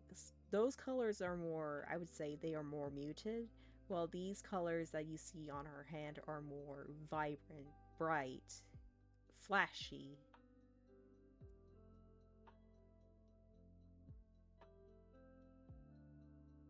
I think with Jordan, she is curious, but she's not gonna ask. And I think I do actually have what's in my backpack. Let me see if I actually have something in there. Why the fuck do I have a bag of sand? You had pocket sand? No, it says in the backpack, little bag of sand. That's wonderful. She also has an ink pen and ink and a book. She has like no. This actually makes sense. She does not have survival gear. That's amazing. I love that. I love that a lot. She has a small knife. I love that. But I know she has trippings. Okay. I think like she's very polite, but she's just like, are you sure you're okay? Night Serenity shakes her head yes, and still doesn't really say much, but you don't have to really understand that given what she just did. You understand that she might be tired. Mihu, on the other hand, looks at the arm, and she doesn't say much, but you get the feeling that she may not have known. Mihu is then pressured, or what you assume would be the equivalent of being pressured by Night Serenity, as Serenity begins to do a sending off motion to her, and Mihu, from the worried expression she had, begins to tense up and straighten her back, and she goes, I understand, mistress, I understand. Well, come on now, come on, we got work to do. And in a sing-song fashion, Mihu begins to get up and kind of looks at you and shakes you up and down, like not in an aggressive way, but more in a hyperactive way, as she basically Yeah. shakes you like a baby and goes, "Welcome to the team, Yeah. welcome to the team, you're part of us now." And she she is over the moon without having to show her face to express it. She is over the moon to have somebody on the team who is somebody other than Night Serenity. And she just gently stops shaking you around and coughs a bit, and she strains her back a bit and twists her sides, twists her arms, basically stretching and all that. All right, soldier. And she begins to laugh. No, I can't do that. That's mean. All right. I don't think I caught your name. Wheatfield, right? Uh, no, it's Jordan. Ah, okay. And she kind of just saunters her hip, places a hand on her hip and pushes it outward, and she puts a hand on what you would assume would be the portion of her helmet that is her mouth, and she goes, well, we kind of just, we'll think of something, but we'll come up with your adventure name. That's what I got to do when I got to be an adventurer, and Night Serenity told me that's just normal.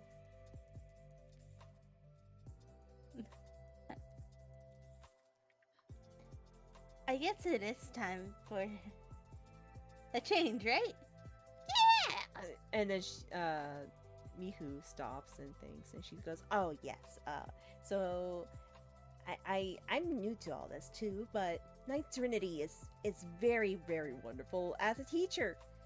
She has taught me a lot, and the first lesson she told me was, and she begins to mimic Night Serenity's raspy tone a bit, and she goes, placing a hand upward towards the sky, she goes, "Knights do not give out their real name. They take on a fake name, a stage name, if you will. This is something that is just for the safety of everybody. If everybody knew a knight's real name, there would be issues, there would be problems, there would be sensitive things that should not be out. A safety hazard for you and the loved ones you love, as well as the safety of those you protect." Interesting, right? I didn't really understood that part of the assignment, but I do love making up names. And honestly, she kind of picks up the heims of her silky underrobes and does a twirl with them, but only them. And she kind of twirls them around in a circle and goes, "Honestly, I'm totally down. I've always wanted to see if this name fit me, and I think it does. It just feels right." What is it? Mihu. Orzi. I see why. It definitely suits you. And like she's just like so genuinely just happy. So at the sound of the commotion, Night Serenity gestures her heads up towards the two and just begins to snap her fingers. Mew. And with the call of her name, Mihu turns over to Night Serenity and almost in a way of somebody getting in trouble, her spine straigens up, her shoulders go up and stiff, and she goes, "Oh, yes. I'm so sorry, madam. I'm so sorry." And she turns back over to Jordan and she goes, right, let's see here. She claps her hands together, and she begins to mumble to herself before outwardly expressing, right, so,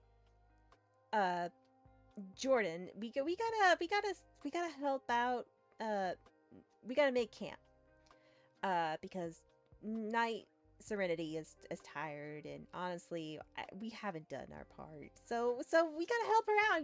We gotta make her a little makeshift place, and then we gotta make.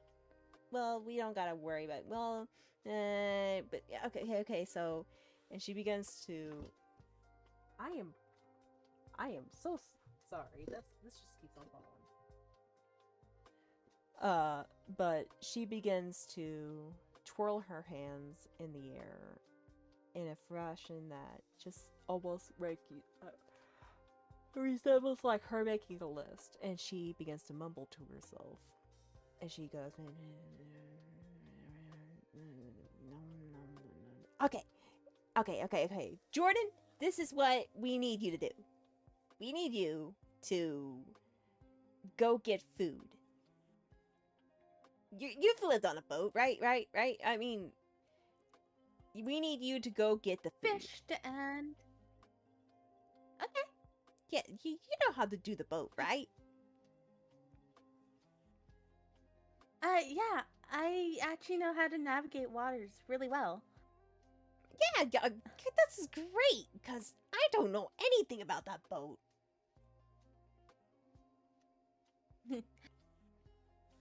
A whole life on board, you learn a thing or two.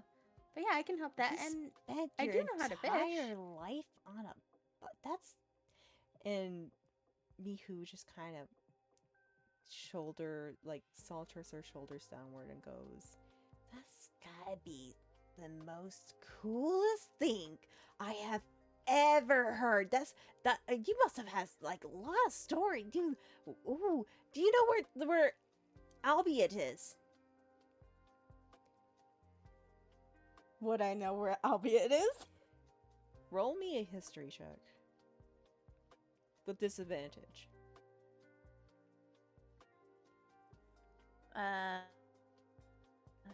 History?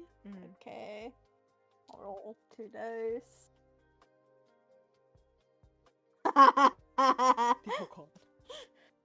So with disadvantage, so my high dice was a 13, which would have been a 14. Oh, God. I then proceed to roll a 4. Oh no. So I have a... Albeit sounds familiar. Albeit sounds like a familiar name. You don't recall where you've heard it before.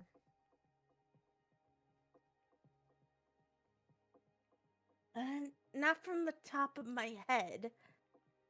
It sounds familiar though. Mihu kind of just doesn't have much of a visual reaction, but she strains up a bit and she begins to sigh. Oh, sorry about that. I didn't get good sleep last night. She seems, at the very least, trying not to express the amount that seems to just be visibly coming off of her, of disappointment and sadness. And she goes, but okay, we'll find him. We'll find him. Yep, we'll definitely find him. He can't be too far. We've only started exploring Gallard for him. He can't be too far. And she is pepping and trying to re-encourage herself, reinstate the flame of hope within herself, as she is obviously trying to persuade herself that this is fine.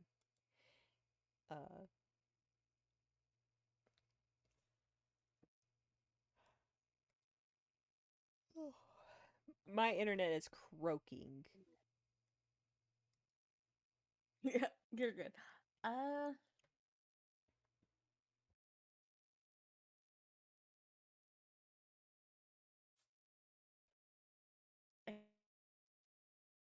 Okay. I'm trying to think if she would look more into that.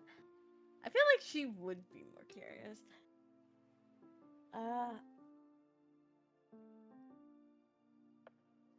Hey, just because I don't remember now doesn't mean I won't remember later. Oh, You never know. my OBS disconnected. Oh no.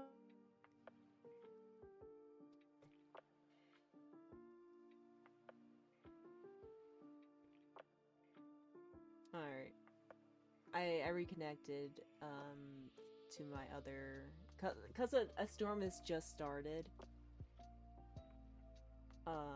It's gonna take a moment. It's attempting... Oh.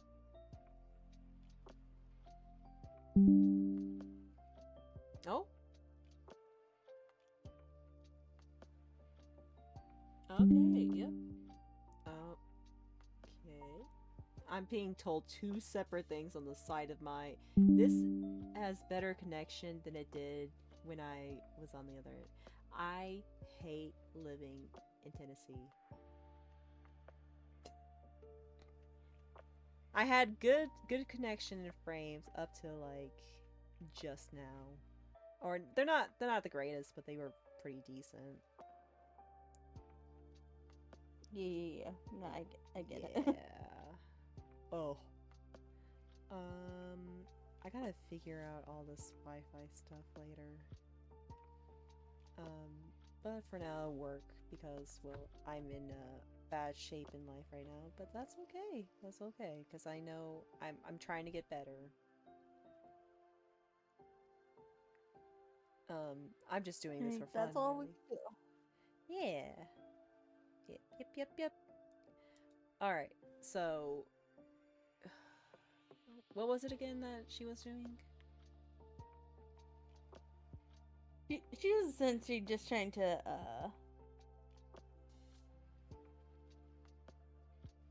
like, cheer back, Mihu. Like, hey, don't worry.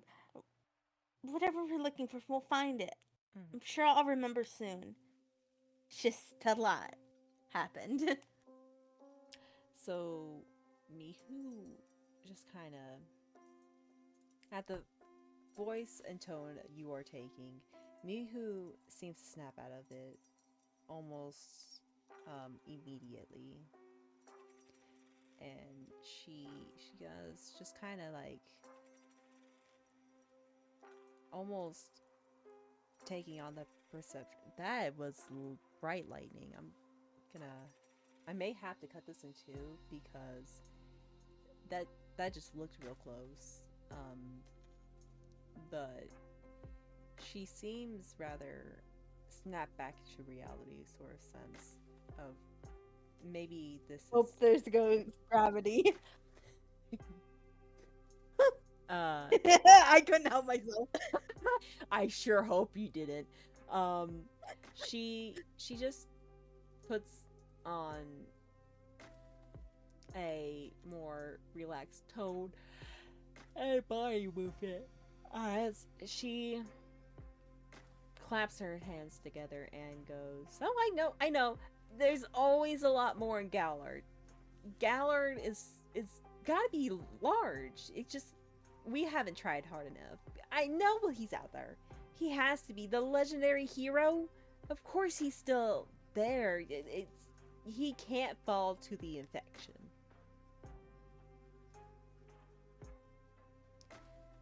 I do know.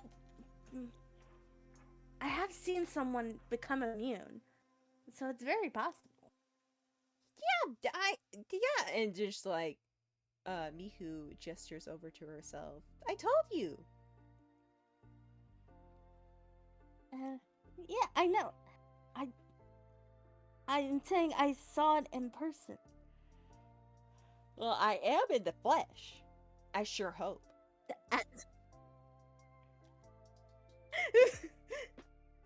It's like Jordan goes like, "Am I in the flesh?" Like looks at their own hands of like, like questions the reality for like a split second.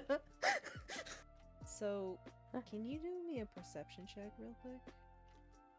With disadvantage, of course. Uh-huh. Oh, disadvantage, okay. Mhm.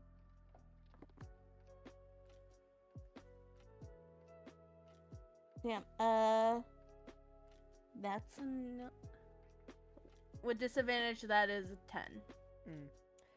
Alright. So, without much saying, you and Serenity's talks have been quite, not Serenity, Mihu. Mihu and you talking seems to be very pleasant, despite the fact that casually, while talking, Mihu has been guiding you in and out of the forest, collecting bark and stray pieces of driftwood, as she is passively just making a shack or a place to stay with whatever she could find. She is carefully and craftingly doing this, all the while talking to you in a mannerism that seems like she's not exactly ignoring you at all. Despite all this, she is talking and talking. She looks upwards towards the ocean and almost drops her items as she clears her throat and coughs a bit, and she goes to her belt and hands Jordan a knife. She will look confused, but takes the knife and will kind of turn to where they see Mihu looking. When Jordan turns around, they see another Jordan. And in a gargle tone, the Jordan comes out and says, "I haven't seen anybody turn into an infectee." Its voice almost mimicking perfectly to Jordan's, as the only indication that it is different is the fact that it doesn't seem like it can take a hold of the individual shape of Jordan herself, always continuously swarming beneath the skin of what it is, but never really taking true solid formation of what Jordan is. It seems to have a difficult time staying physically fit, if not staying in the form of her. Oh, its arms mutilated, bulging out and concaving in as it saunters over, and finally its face resorts and twists and turns as it shifts between the knight's helmet and Jordan's face, contorting them and fixating on them, going in and out of both voices, not sure which one to use and which one it prefers. And then finally, it looks over at Night Serenity, as one does, and begins to saunter over, dragging what looks like 2, 3, no, 1 limb, dragging it behind it as it can't tell what it really, really, truly wants to do. You don't have words to describe what it's trying to do. It almost wants to be you, but doesn't know if it truly desires it. You haven't seen anything like this. And is it heading towards Mihu or Night Serenity or me? It has started to go towards you, and then heard something in the vicinity of Night Serenity and has taken interest on going towards her. Night Serenity has been not active in the conversation, nor has she moved an inch since laying down and propping herself up against the tree. Mm-hmm. And Mihu just handed me a knife, and we see all this, right? Yes.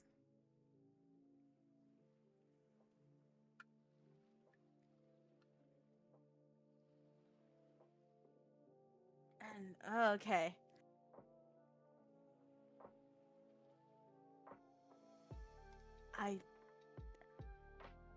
I think she's gonna try to get its attention away. How do you do that? With the knife, I think.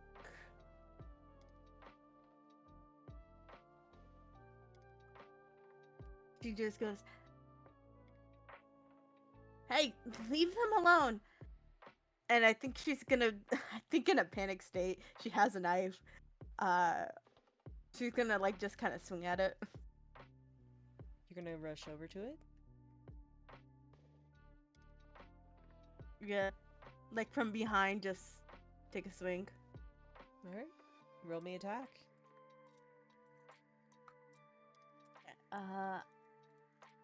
I guess I use a dagger Mhm.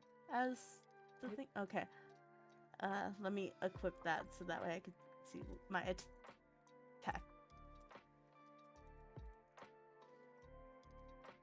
Fish. Who the fuck fished me?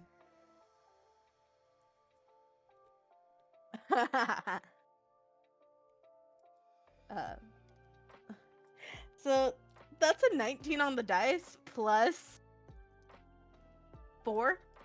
19. Yeah, that hits. So yeah, that's a 23. Yeah, that hits. You don't have to roll for damage, as when Jordan sinks the knife into the thing, it body contorts and blood rushes out. The blood matching eerily close to yours. You're not sure what it is, as you know that infectees do not bleed red. They rather bleed dark blue, if not just a bright blue. Something almost inhumane and weird. This thing bleeds just like you do. A bright red, crimson coloration, differing to match the differences in how deep the wound is. Its skin around it morphs and tears and rips, probably further than you intended it to, as it doesn't let out a scream. It just turns to you and repeats what you said to it.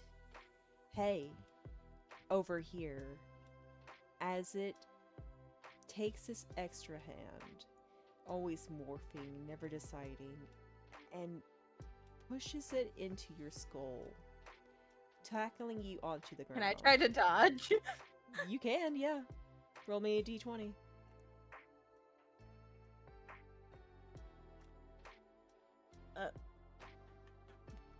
My dice fell. Oh no. Okay, it's fine. I have the other dice. I don't want to go retrieve under my desk. That's a 12. Okay. So you are able to narrowly miss the hand as it tries to concave your skull, but upon doing so, you are unable to resist the entirety of the body as it folds inwards towards you, grasping you and holding you into the ground as you feel its undulating body morph and twist and turn with every movement, every struggle you make. It is copying that struggle and making its skin morph into yours, almost mimicking your skin, your hair, everything that you have to offer. It is mimicking it, but you feel it as it is stretching and thinning and growing and expanding within it being on top of you. It is uncomfortable. It's making your skin shiver, and while doing it so, it is copying that shiver.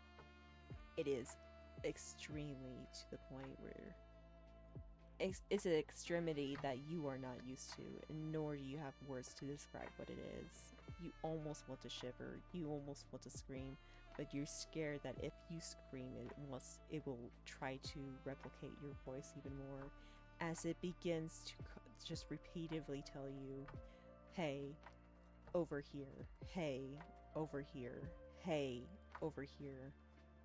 As it is trying to pin your arms over your head to try and morph its undulating flesh mass over your hands to replicate them to a T.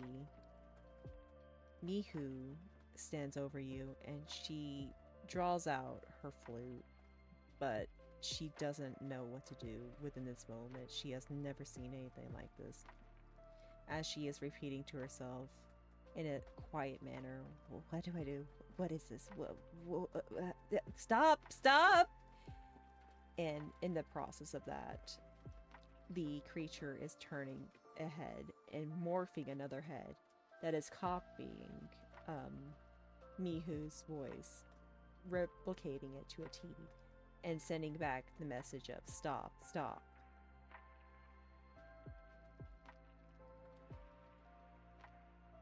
Anything you would like to do? Do I still have the knife? You do.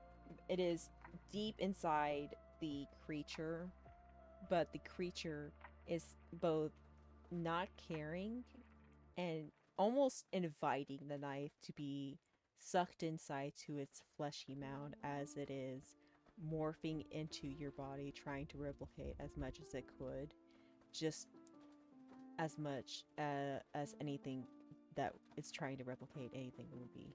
I don't know, that's not great words. It's almost as if you are a mold and it is trying to replicate you. Okay. How far is the water? The water is, at this point, probably a good 10 feet. It wasn't very far from the first tree that Night Serenity went to basically collapse under. The shoreline is in sight. It's just maybe a struggle or so would get you to the shore. Or the I kind of want to or the base. roll and like try to take it with me to roll it into the water in hopes it'll try to let go. Because she's just desperate trying anything right now. Roll me strength because you are fighting this thing to basically bum rush to the water. Okay. Is that just a save or am I using a skill or what? I would say this would be a save since you are trying to use as much of your strength as you could to try to save your life.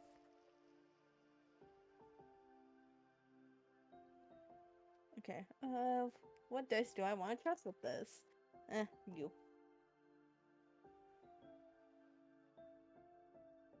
Damn.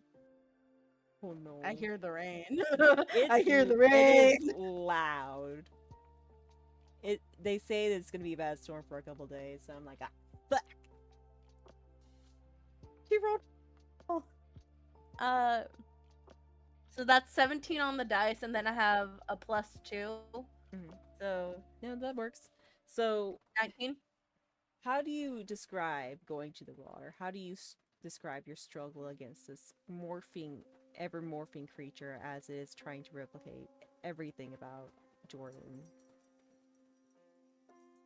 I think she's like freaking out, but like in her mind, she doesn't want to be useless here. Mm-hmm. She just got out of that, and it's out of desperation. And like looking at her form, you would assume, like with how delicate she looks and doll-like she's been made to be, she wouldn't have much strength. But like, there is like muscle on this girl that you just cannot see. As in desperation, she just kind of uses it being distracted to flip and to kind of just roll with it gripping on to just get it into the water, even if it meant taking it with her So, underneath. as you flip over and cling onto it, the clinging portion is not the biggest issue. It's the fact that it has already been trying to cling on to its ever-loving life, it seems like. Trying to replicate every single type of thing, every scar, every pain, every acne, every mole, every freckle, everything about you, it is wanting to replicate. And as you basically hold it in place and roll over to the water, it is actively helping you go into the water by going along with your rolls, replicating your movement to a T, as it is morphing with your hands, your fingers in between, your fingernails, all of it. You feel it everywhere, and it is painfully uncomfortable. And when you reach the water, it doesn't stop rolling. It continues to roll further and further away from the shoreline. And it doesn't seem like it wants to stop, nor does it know really when you want to stop. And as it begins to realize that you are both sinking downward without really much of a reason or why or a reason to stay afloat, it begins to latch further onto you in its desperation to, if not assimilate with you and become you, to take you down with it as you both begin to be dragged downwards into the water.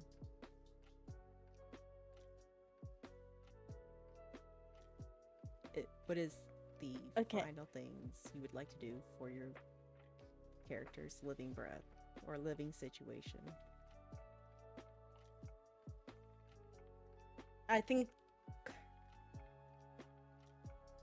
she tries to hold her breath as long as she can, like remembering how to swim, and just at that point calling up to anything that will listen, just like, someone help, please help, this can't be the end, as she's like trying to get this thing off her. I'm assuming it's not gonna work. No. So as Jordan opens her mouth, as she is actively starting to fall into the deeps of the water, screaming for help, Jordan's last visible things above the water is seeing Mihu in a panic shake Night Serenity, as Night Serenity doesn't seem like she's responding really. And in a blind panic, seeing you, Jordan, fall into the water, Mihu begins to rush over, drawing out a blade, and before she can do anything, you are struck to the bottom of the ocean surface, and you begin to be drugged downward and downward. You open your mouth to continue on screaming, and the Morpheus thing, despite knowing it's going to die with you, still wants to convert into you and is actively pushing its morphing flesh into your innards, your mouth, every workings, and you feel it squishing and undulating within the inner workings of your mouth, stealing your breath, stealing your life, stealing what you look like from the inside and out.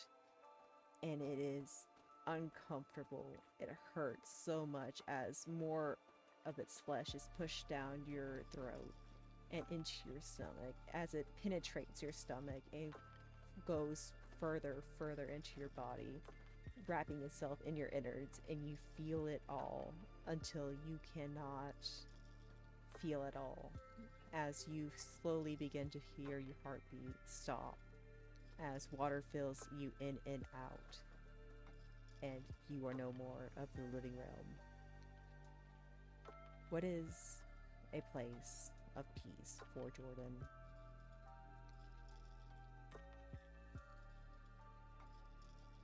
You know, the rain is so fitting for right now. Actually, not gonna lie, it's so fitting. It's so fitting. So, what is a place that Jordan has come to realize is a place of safety and a safe haven, if even a place that Jordan feels comfortable in?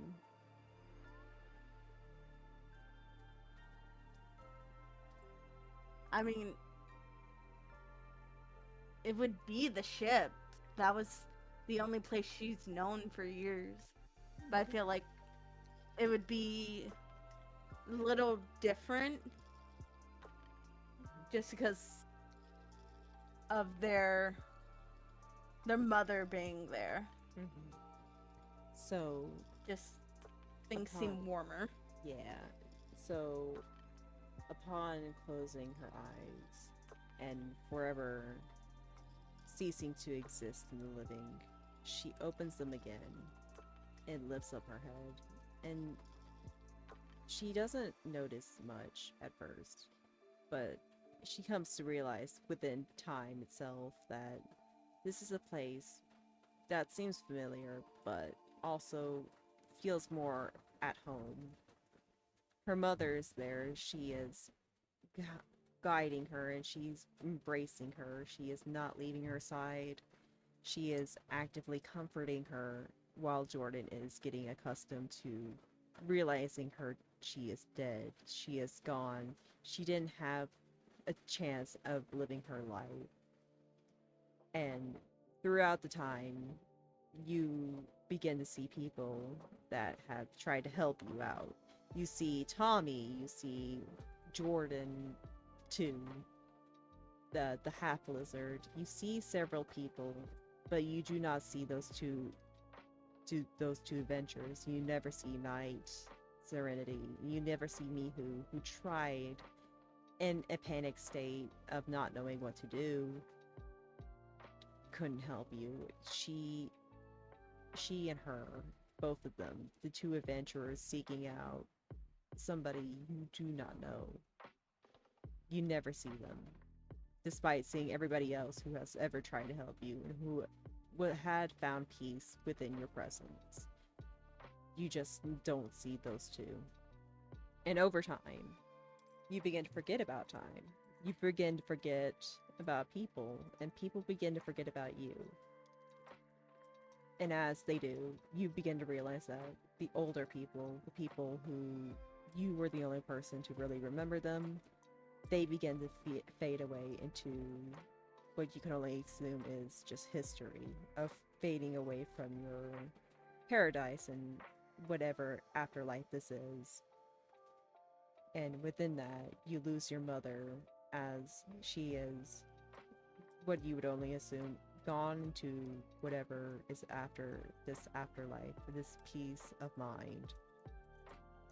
And within that time frame, you hear a low rumble, somebody questioning something. You can't make out any of the words, but you understand that if you call out to it, it will respond. Wait, what? You hear a low rumble, and you think you hear words. You haven't actually spoken or needed to speak within your time period here, but you understand that if you were to speak out and call and reach out to this voice, a voice you don't understand, but also don't recognize, that something will happen.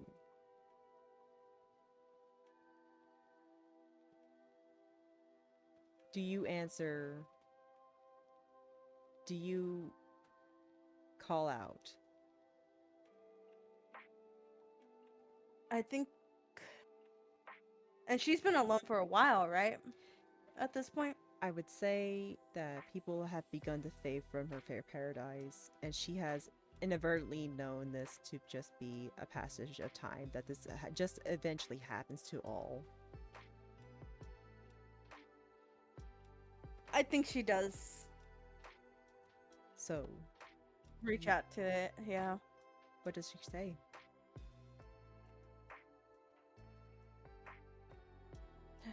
I think how she started most conversation. Hello? I see. Another one has answered. Hello there, soul. Who are you? Who I am is not important. As important as who you are. None of that matters in the end, and I think you already know that, young soul.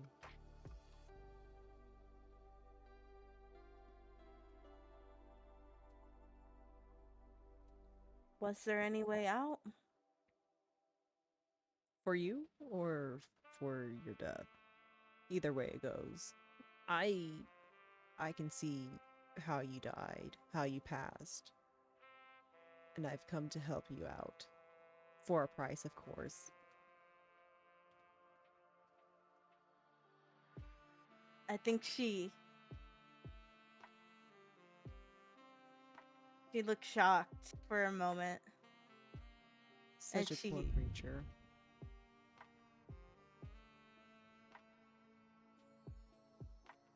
I didn't even get to have my freedom.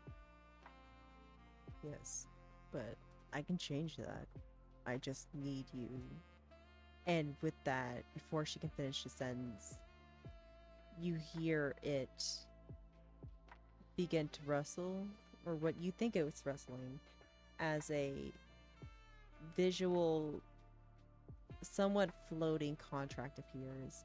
Its letters and parchment are not entirely opaque, but they are see-through, the words glittering like stars in the sky as it is written on parchment paper that is transparent to some degree, but glitters and shines like the galaxies above.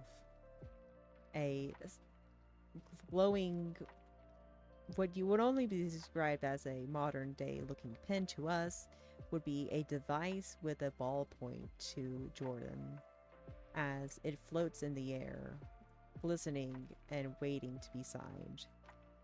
And the voice continues. It goes, "For a price, I can help you out, but you must help me out."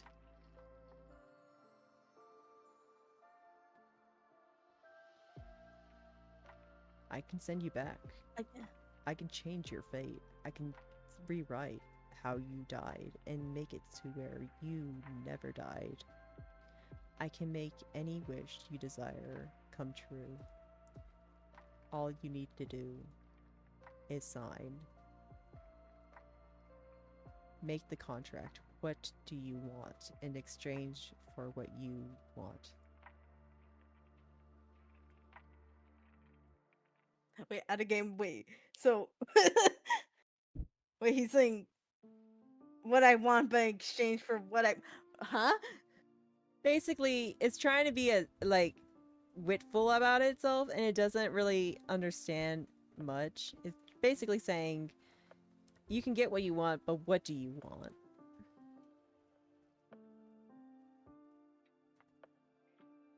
In other words, I couldn't English well. Yeah, I was like getting them, but I wanted to be sure. I was just like, huh? Yeah, no, I couldn't I'm like- English well. My autism came out, and it was like,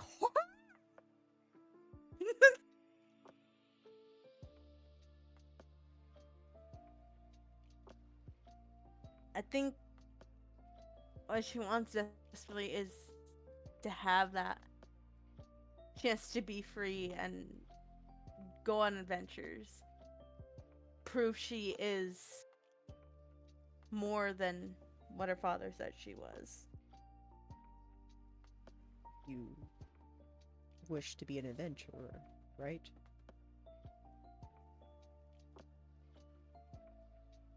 I want to prove him wrong. I want to be free. Free. Is that it?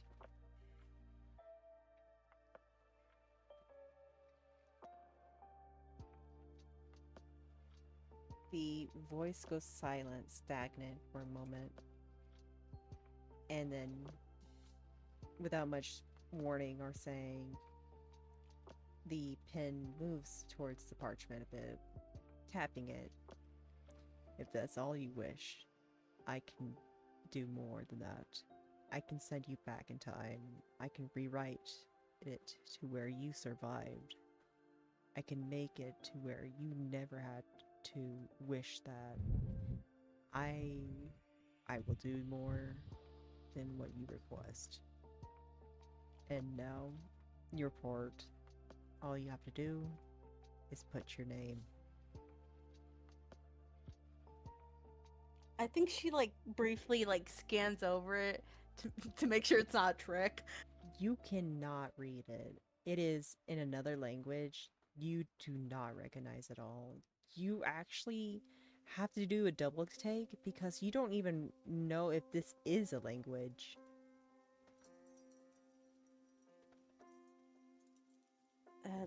Then me. How do I know this isn't a trick? Soul, I came to you. You've been in this place for how long? I don't know. Why would I reach out to a soul in order to trick it? I have made a deal before. And honestly, she was something similar to you. She was curious and cautionary as well. I can assure you, I'm not tricking you. I just need something, and I need your help attaining it.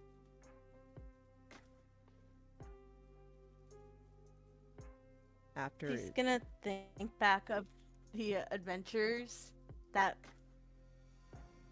even if it was not even for a day, gave her the belief she could be something.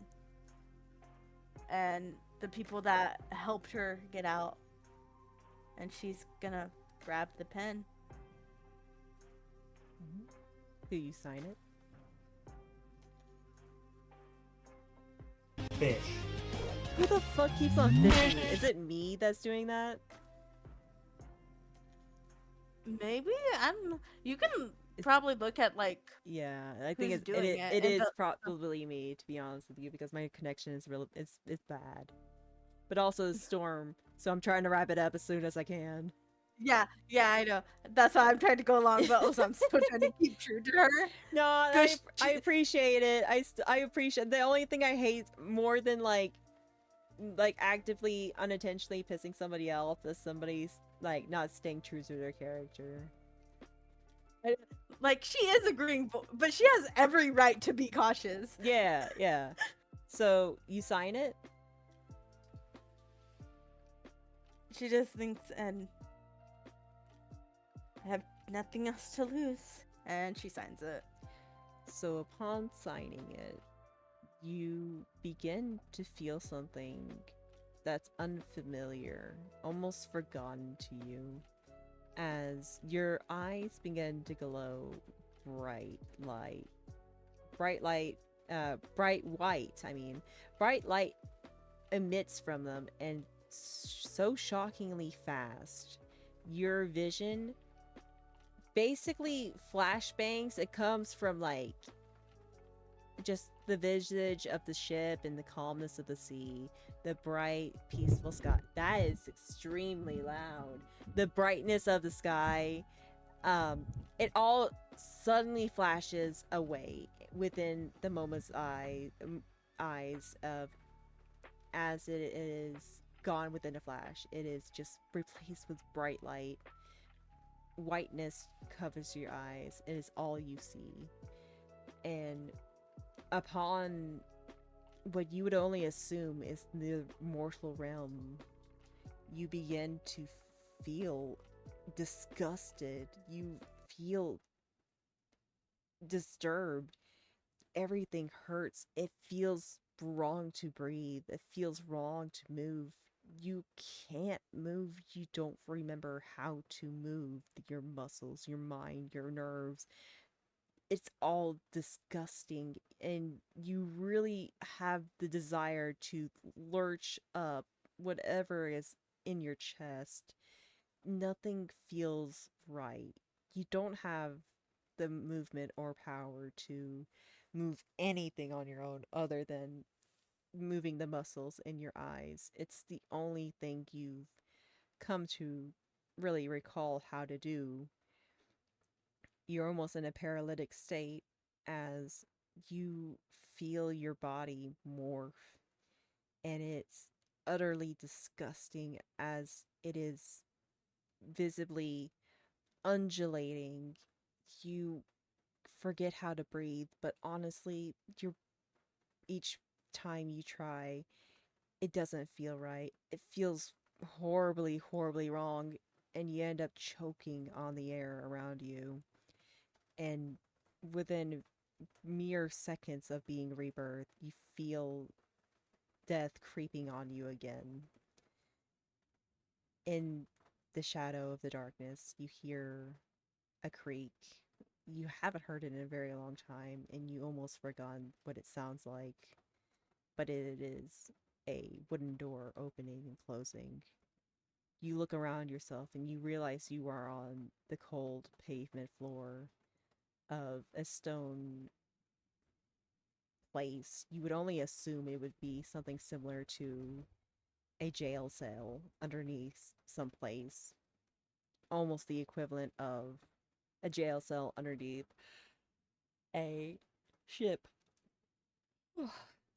You hear another door close, and in the distance, you hear clanking.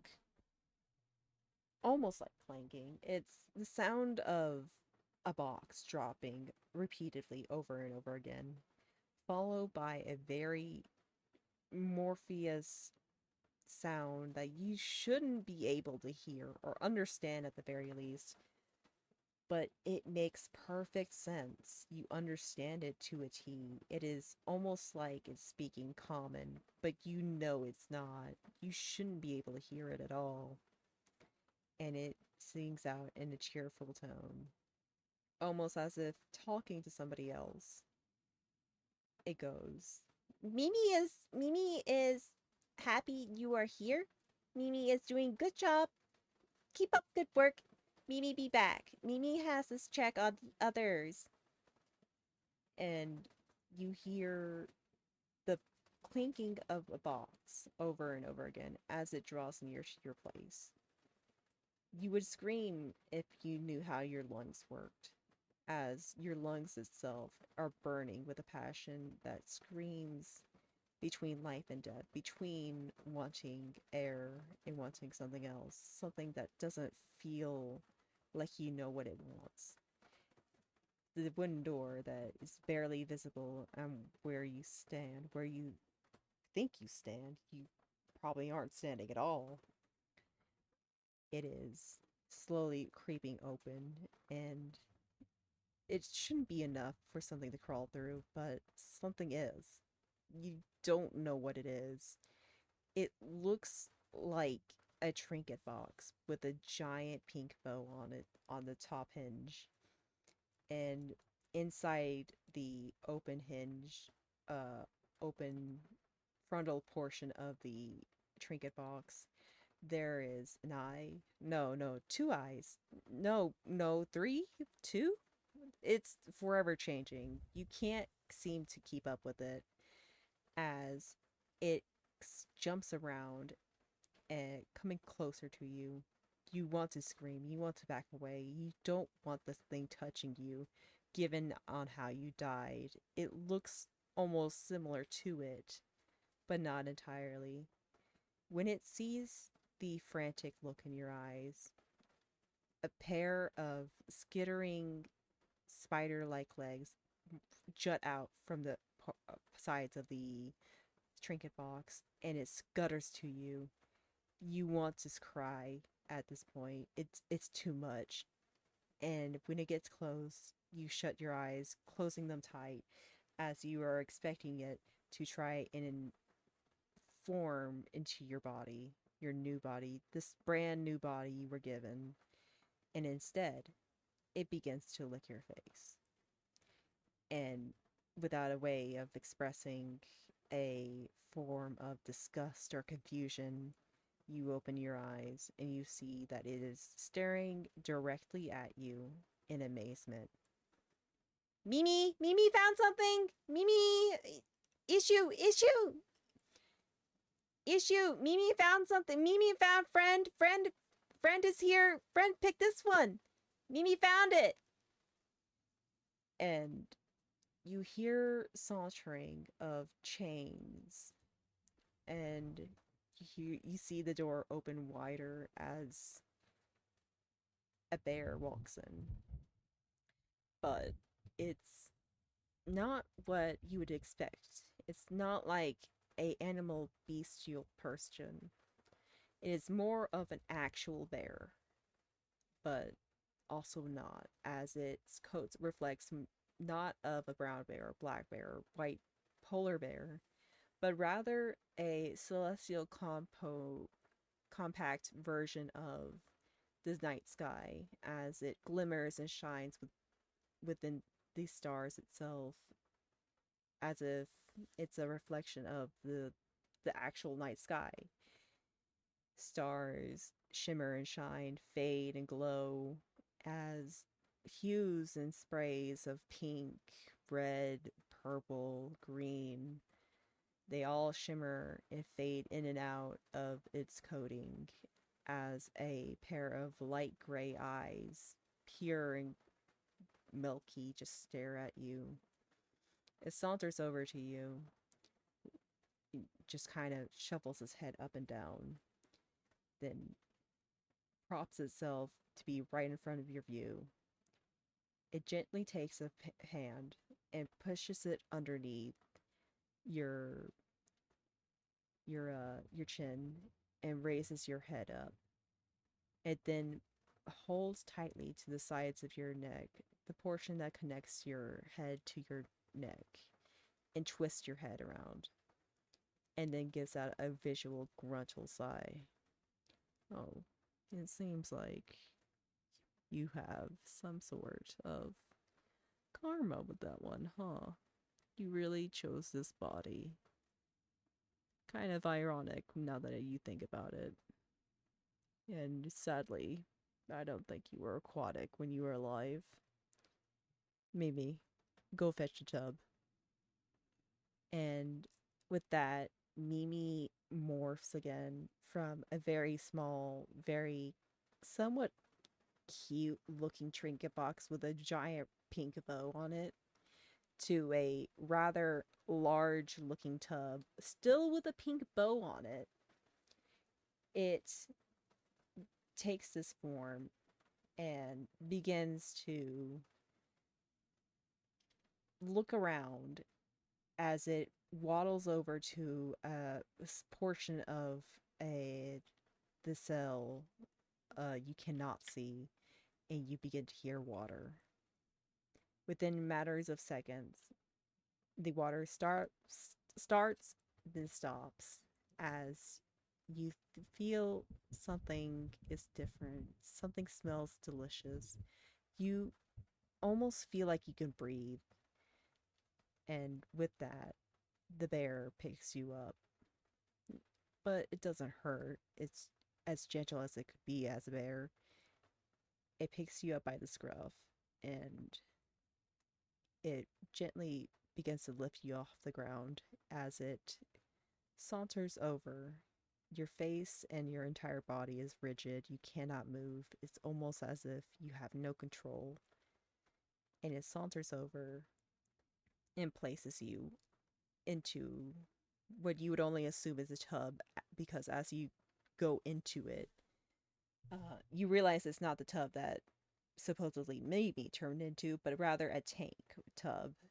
It seems bigger than what Mimi was. You see the pink bowed thing transform from the tub back into the small trinket box with a bunch of spider legs, and it looks directly to the bear as it begins to scuttle up its leg and rest on its head. And it pats her, almost wanting something. And within the gargoyle sense of being under the water, you at first don't hear them as your lungs begin to work, and painfully you begin to struggle to breathe, and you realize that it is easier to breathe within this vicinity of being in the water. And you begin to understand what they say outside of it, and you hear them say, Mimi did good, right? Mimi did good, right? Yeah, you did good. Good job, Mimi. 2 down, 3 to go. And it saunters away slowly before stopping, maybe near the door. You look at it, eyes always tracing at it, and it turns back around, looking you dead in the eyes, and it goes, "Oh, sorry, Jordan. Welcome to the real world again. You've been dead for some time. I'll leave you two getting adjusted to your new body." And it walks out. And that's where we will end the session. That's amazing. Also, I will say, sea elves actually can breathe normal air. Yeah, I know. I'm very well aware. Yeah. I am. That's I'm very, very well aware. But given the circumstances of you having gills, Yeah. I was just kind of like, they wouldn't know how that works. the yeah, it'd be like, yeah, for the first time, yeah. Yeah, it's sort of Yeah, like they wouldn't know how that works. I figured the minute you like constantly say they never take it, I'm like, these fuckers are probably it. Yep. But I'm just like, she wouldn't know. Yep. So yeah, you're you made a god pact with a bear. How do you feel about that?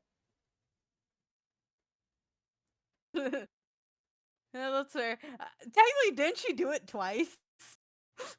Yep. Because I'm assuming that yeah, one as human, one as this, the Nope. CO. Nope. But honestly, I don't blame her considering the situation she was in. I'm like, I would have taken that deal too. I'm not gonna lie. Yeah. It's a very interesting wish. Fuck their father. Yeah. It's a very interesting Well, contract you made in order to get what you need.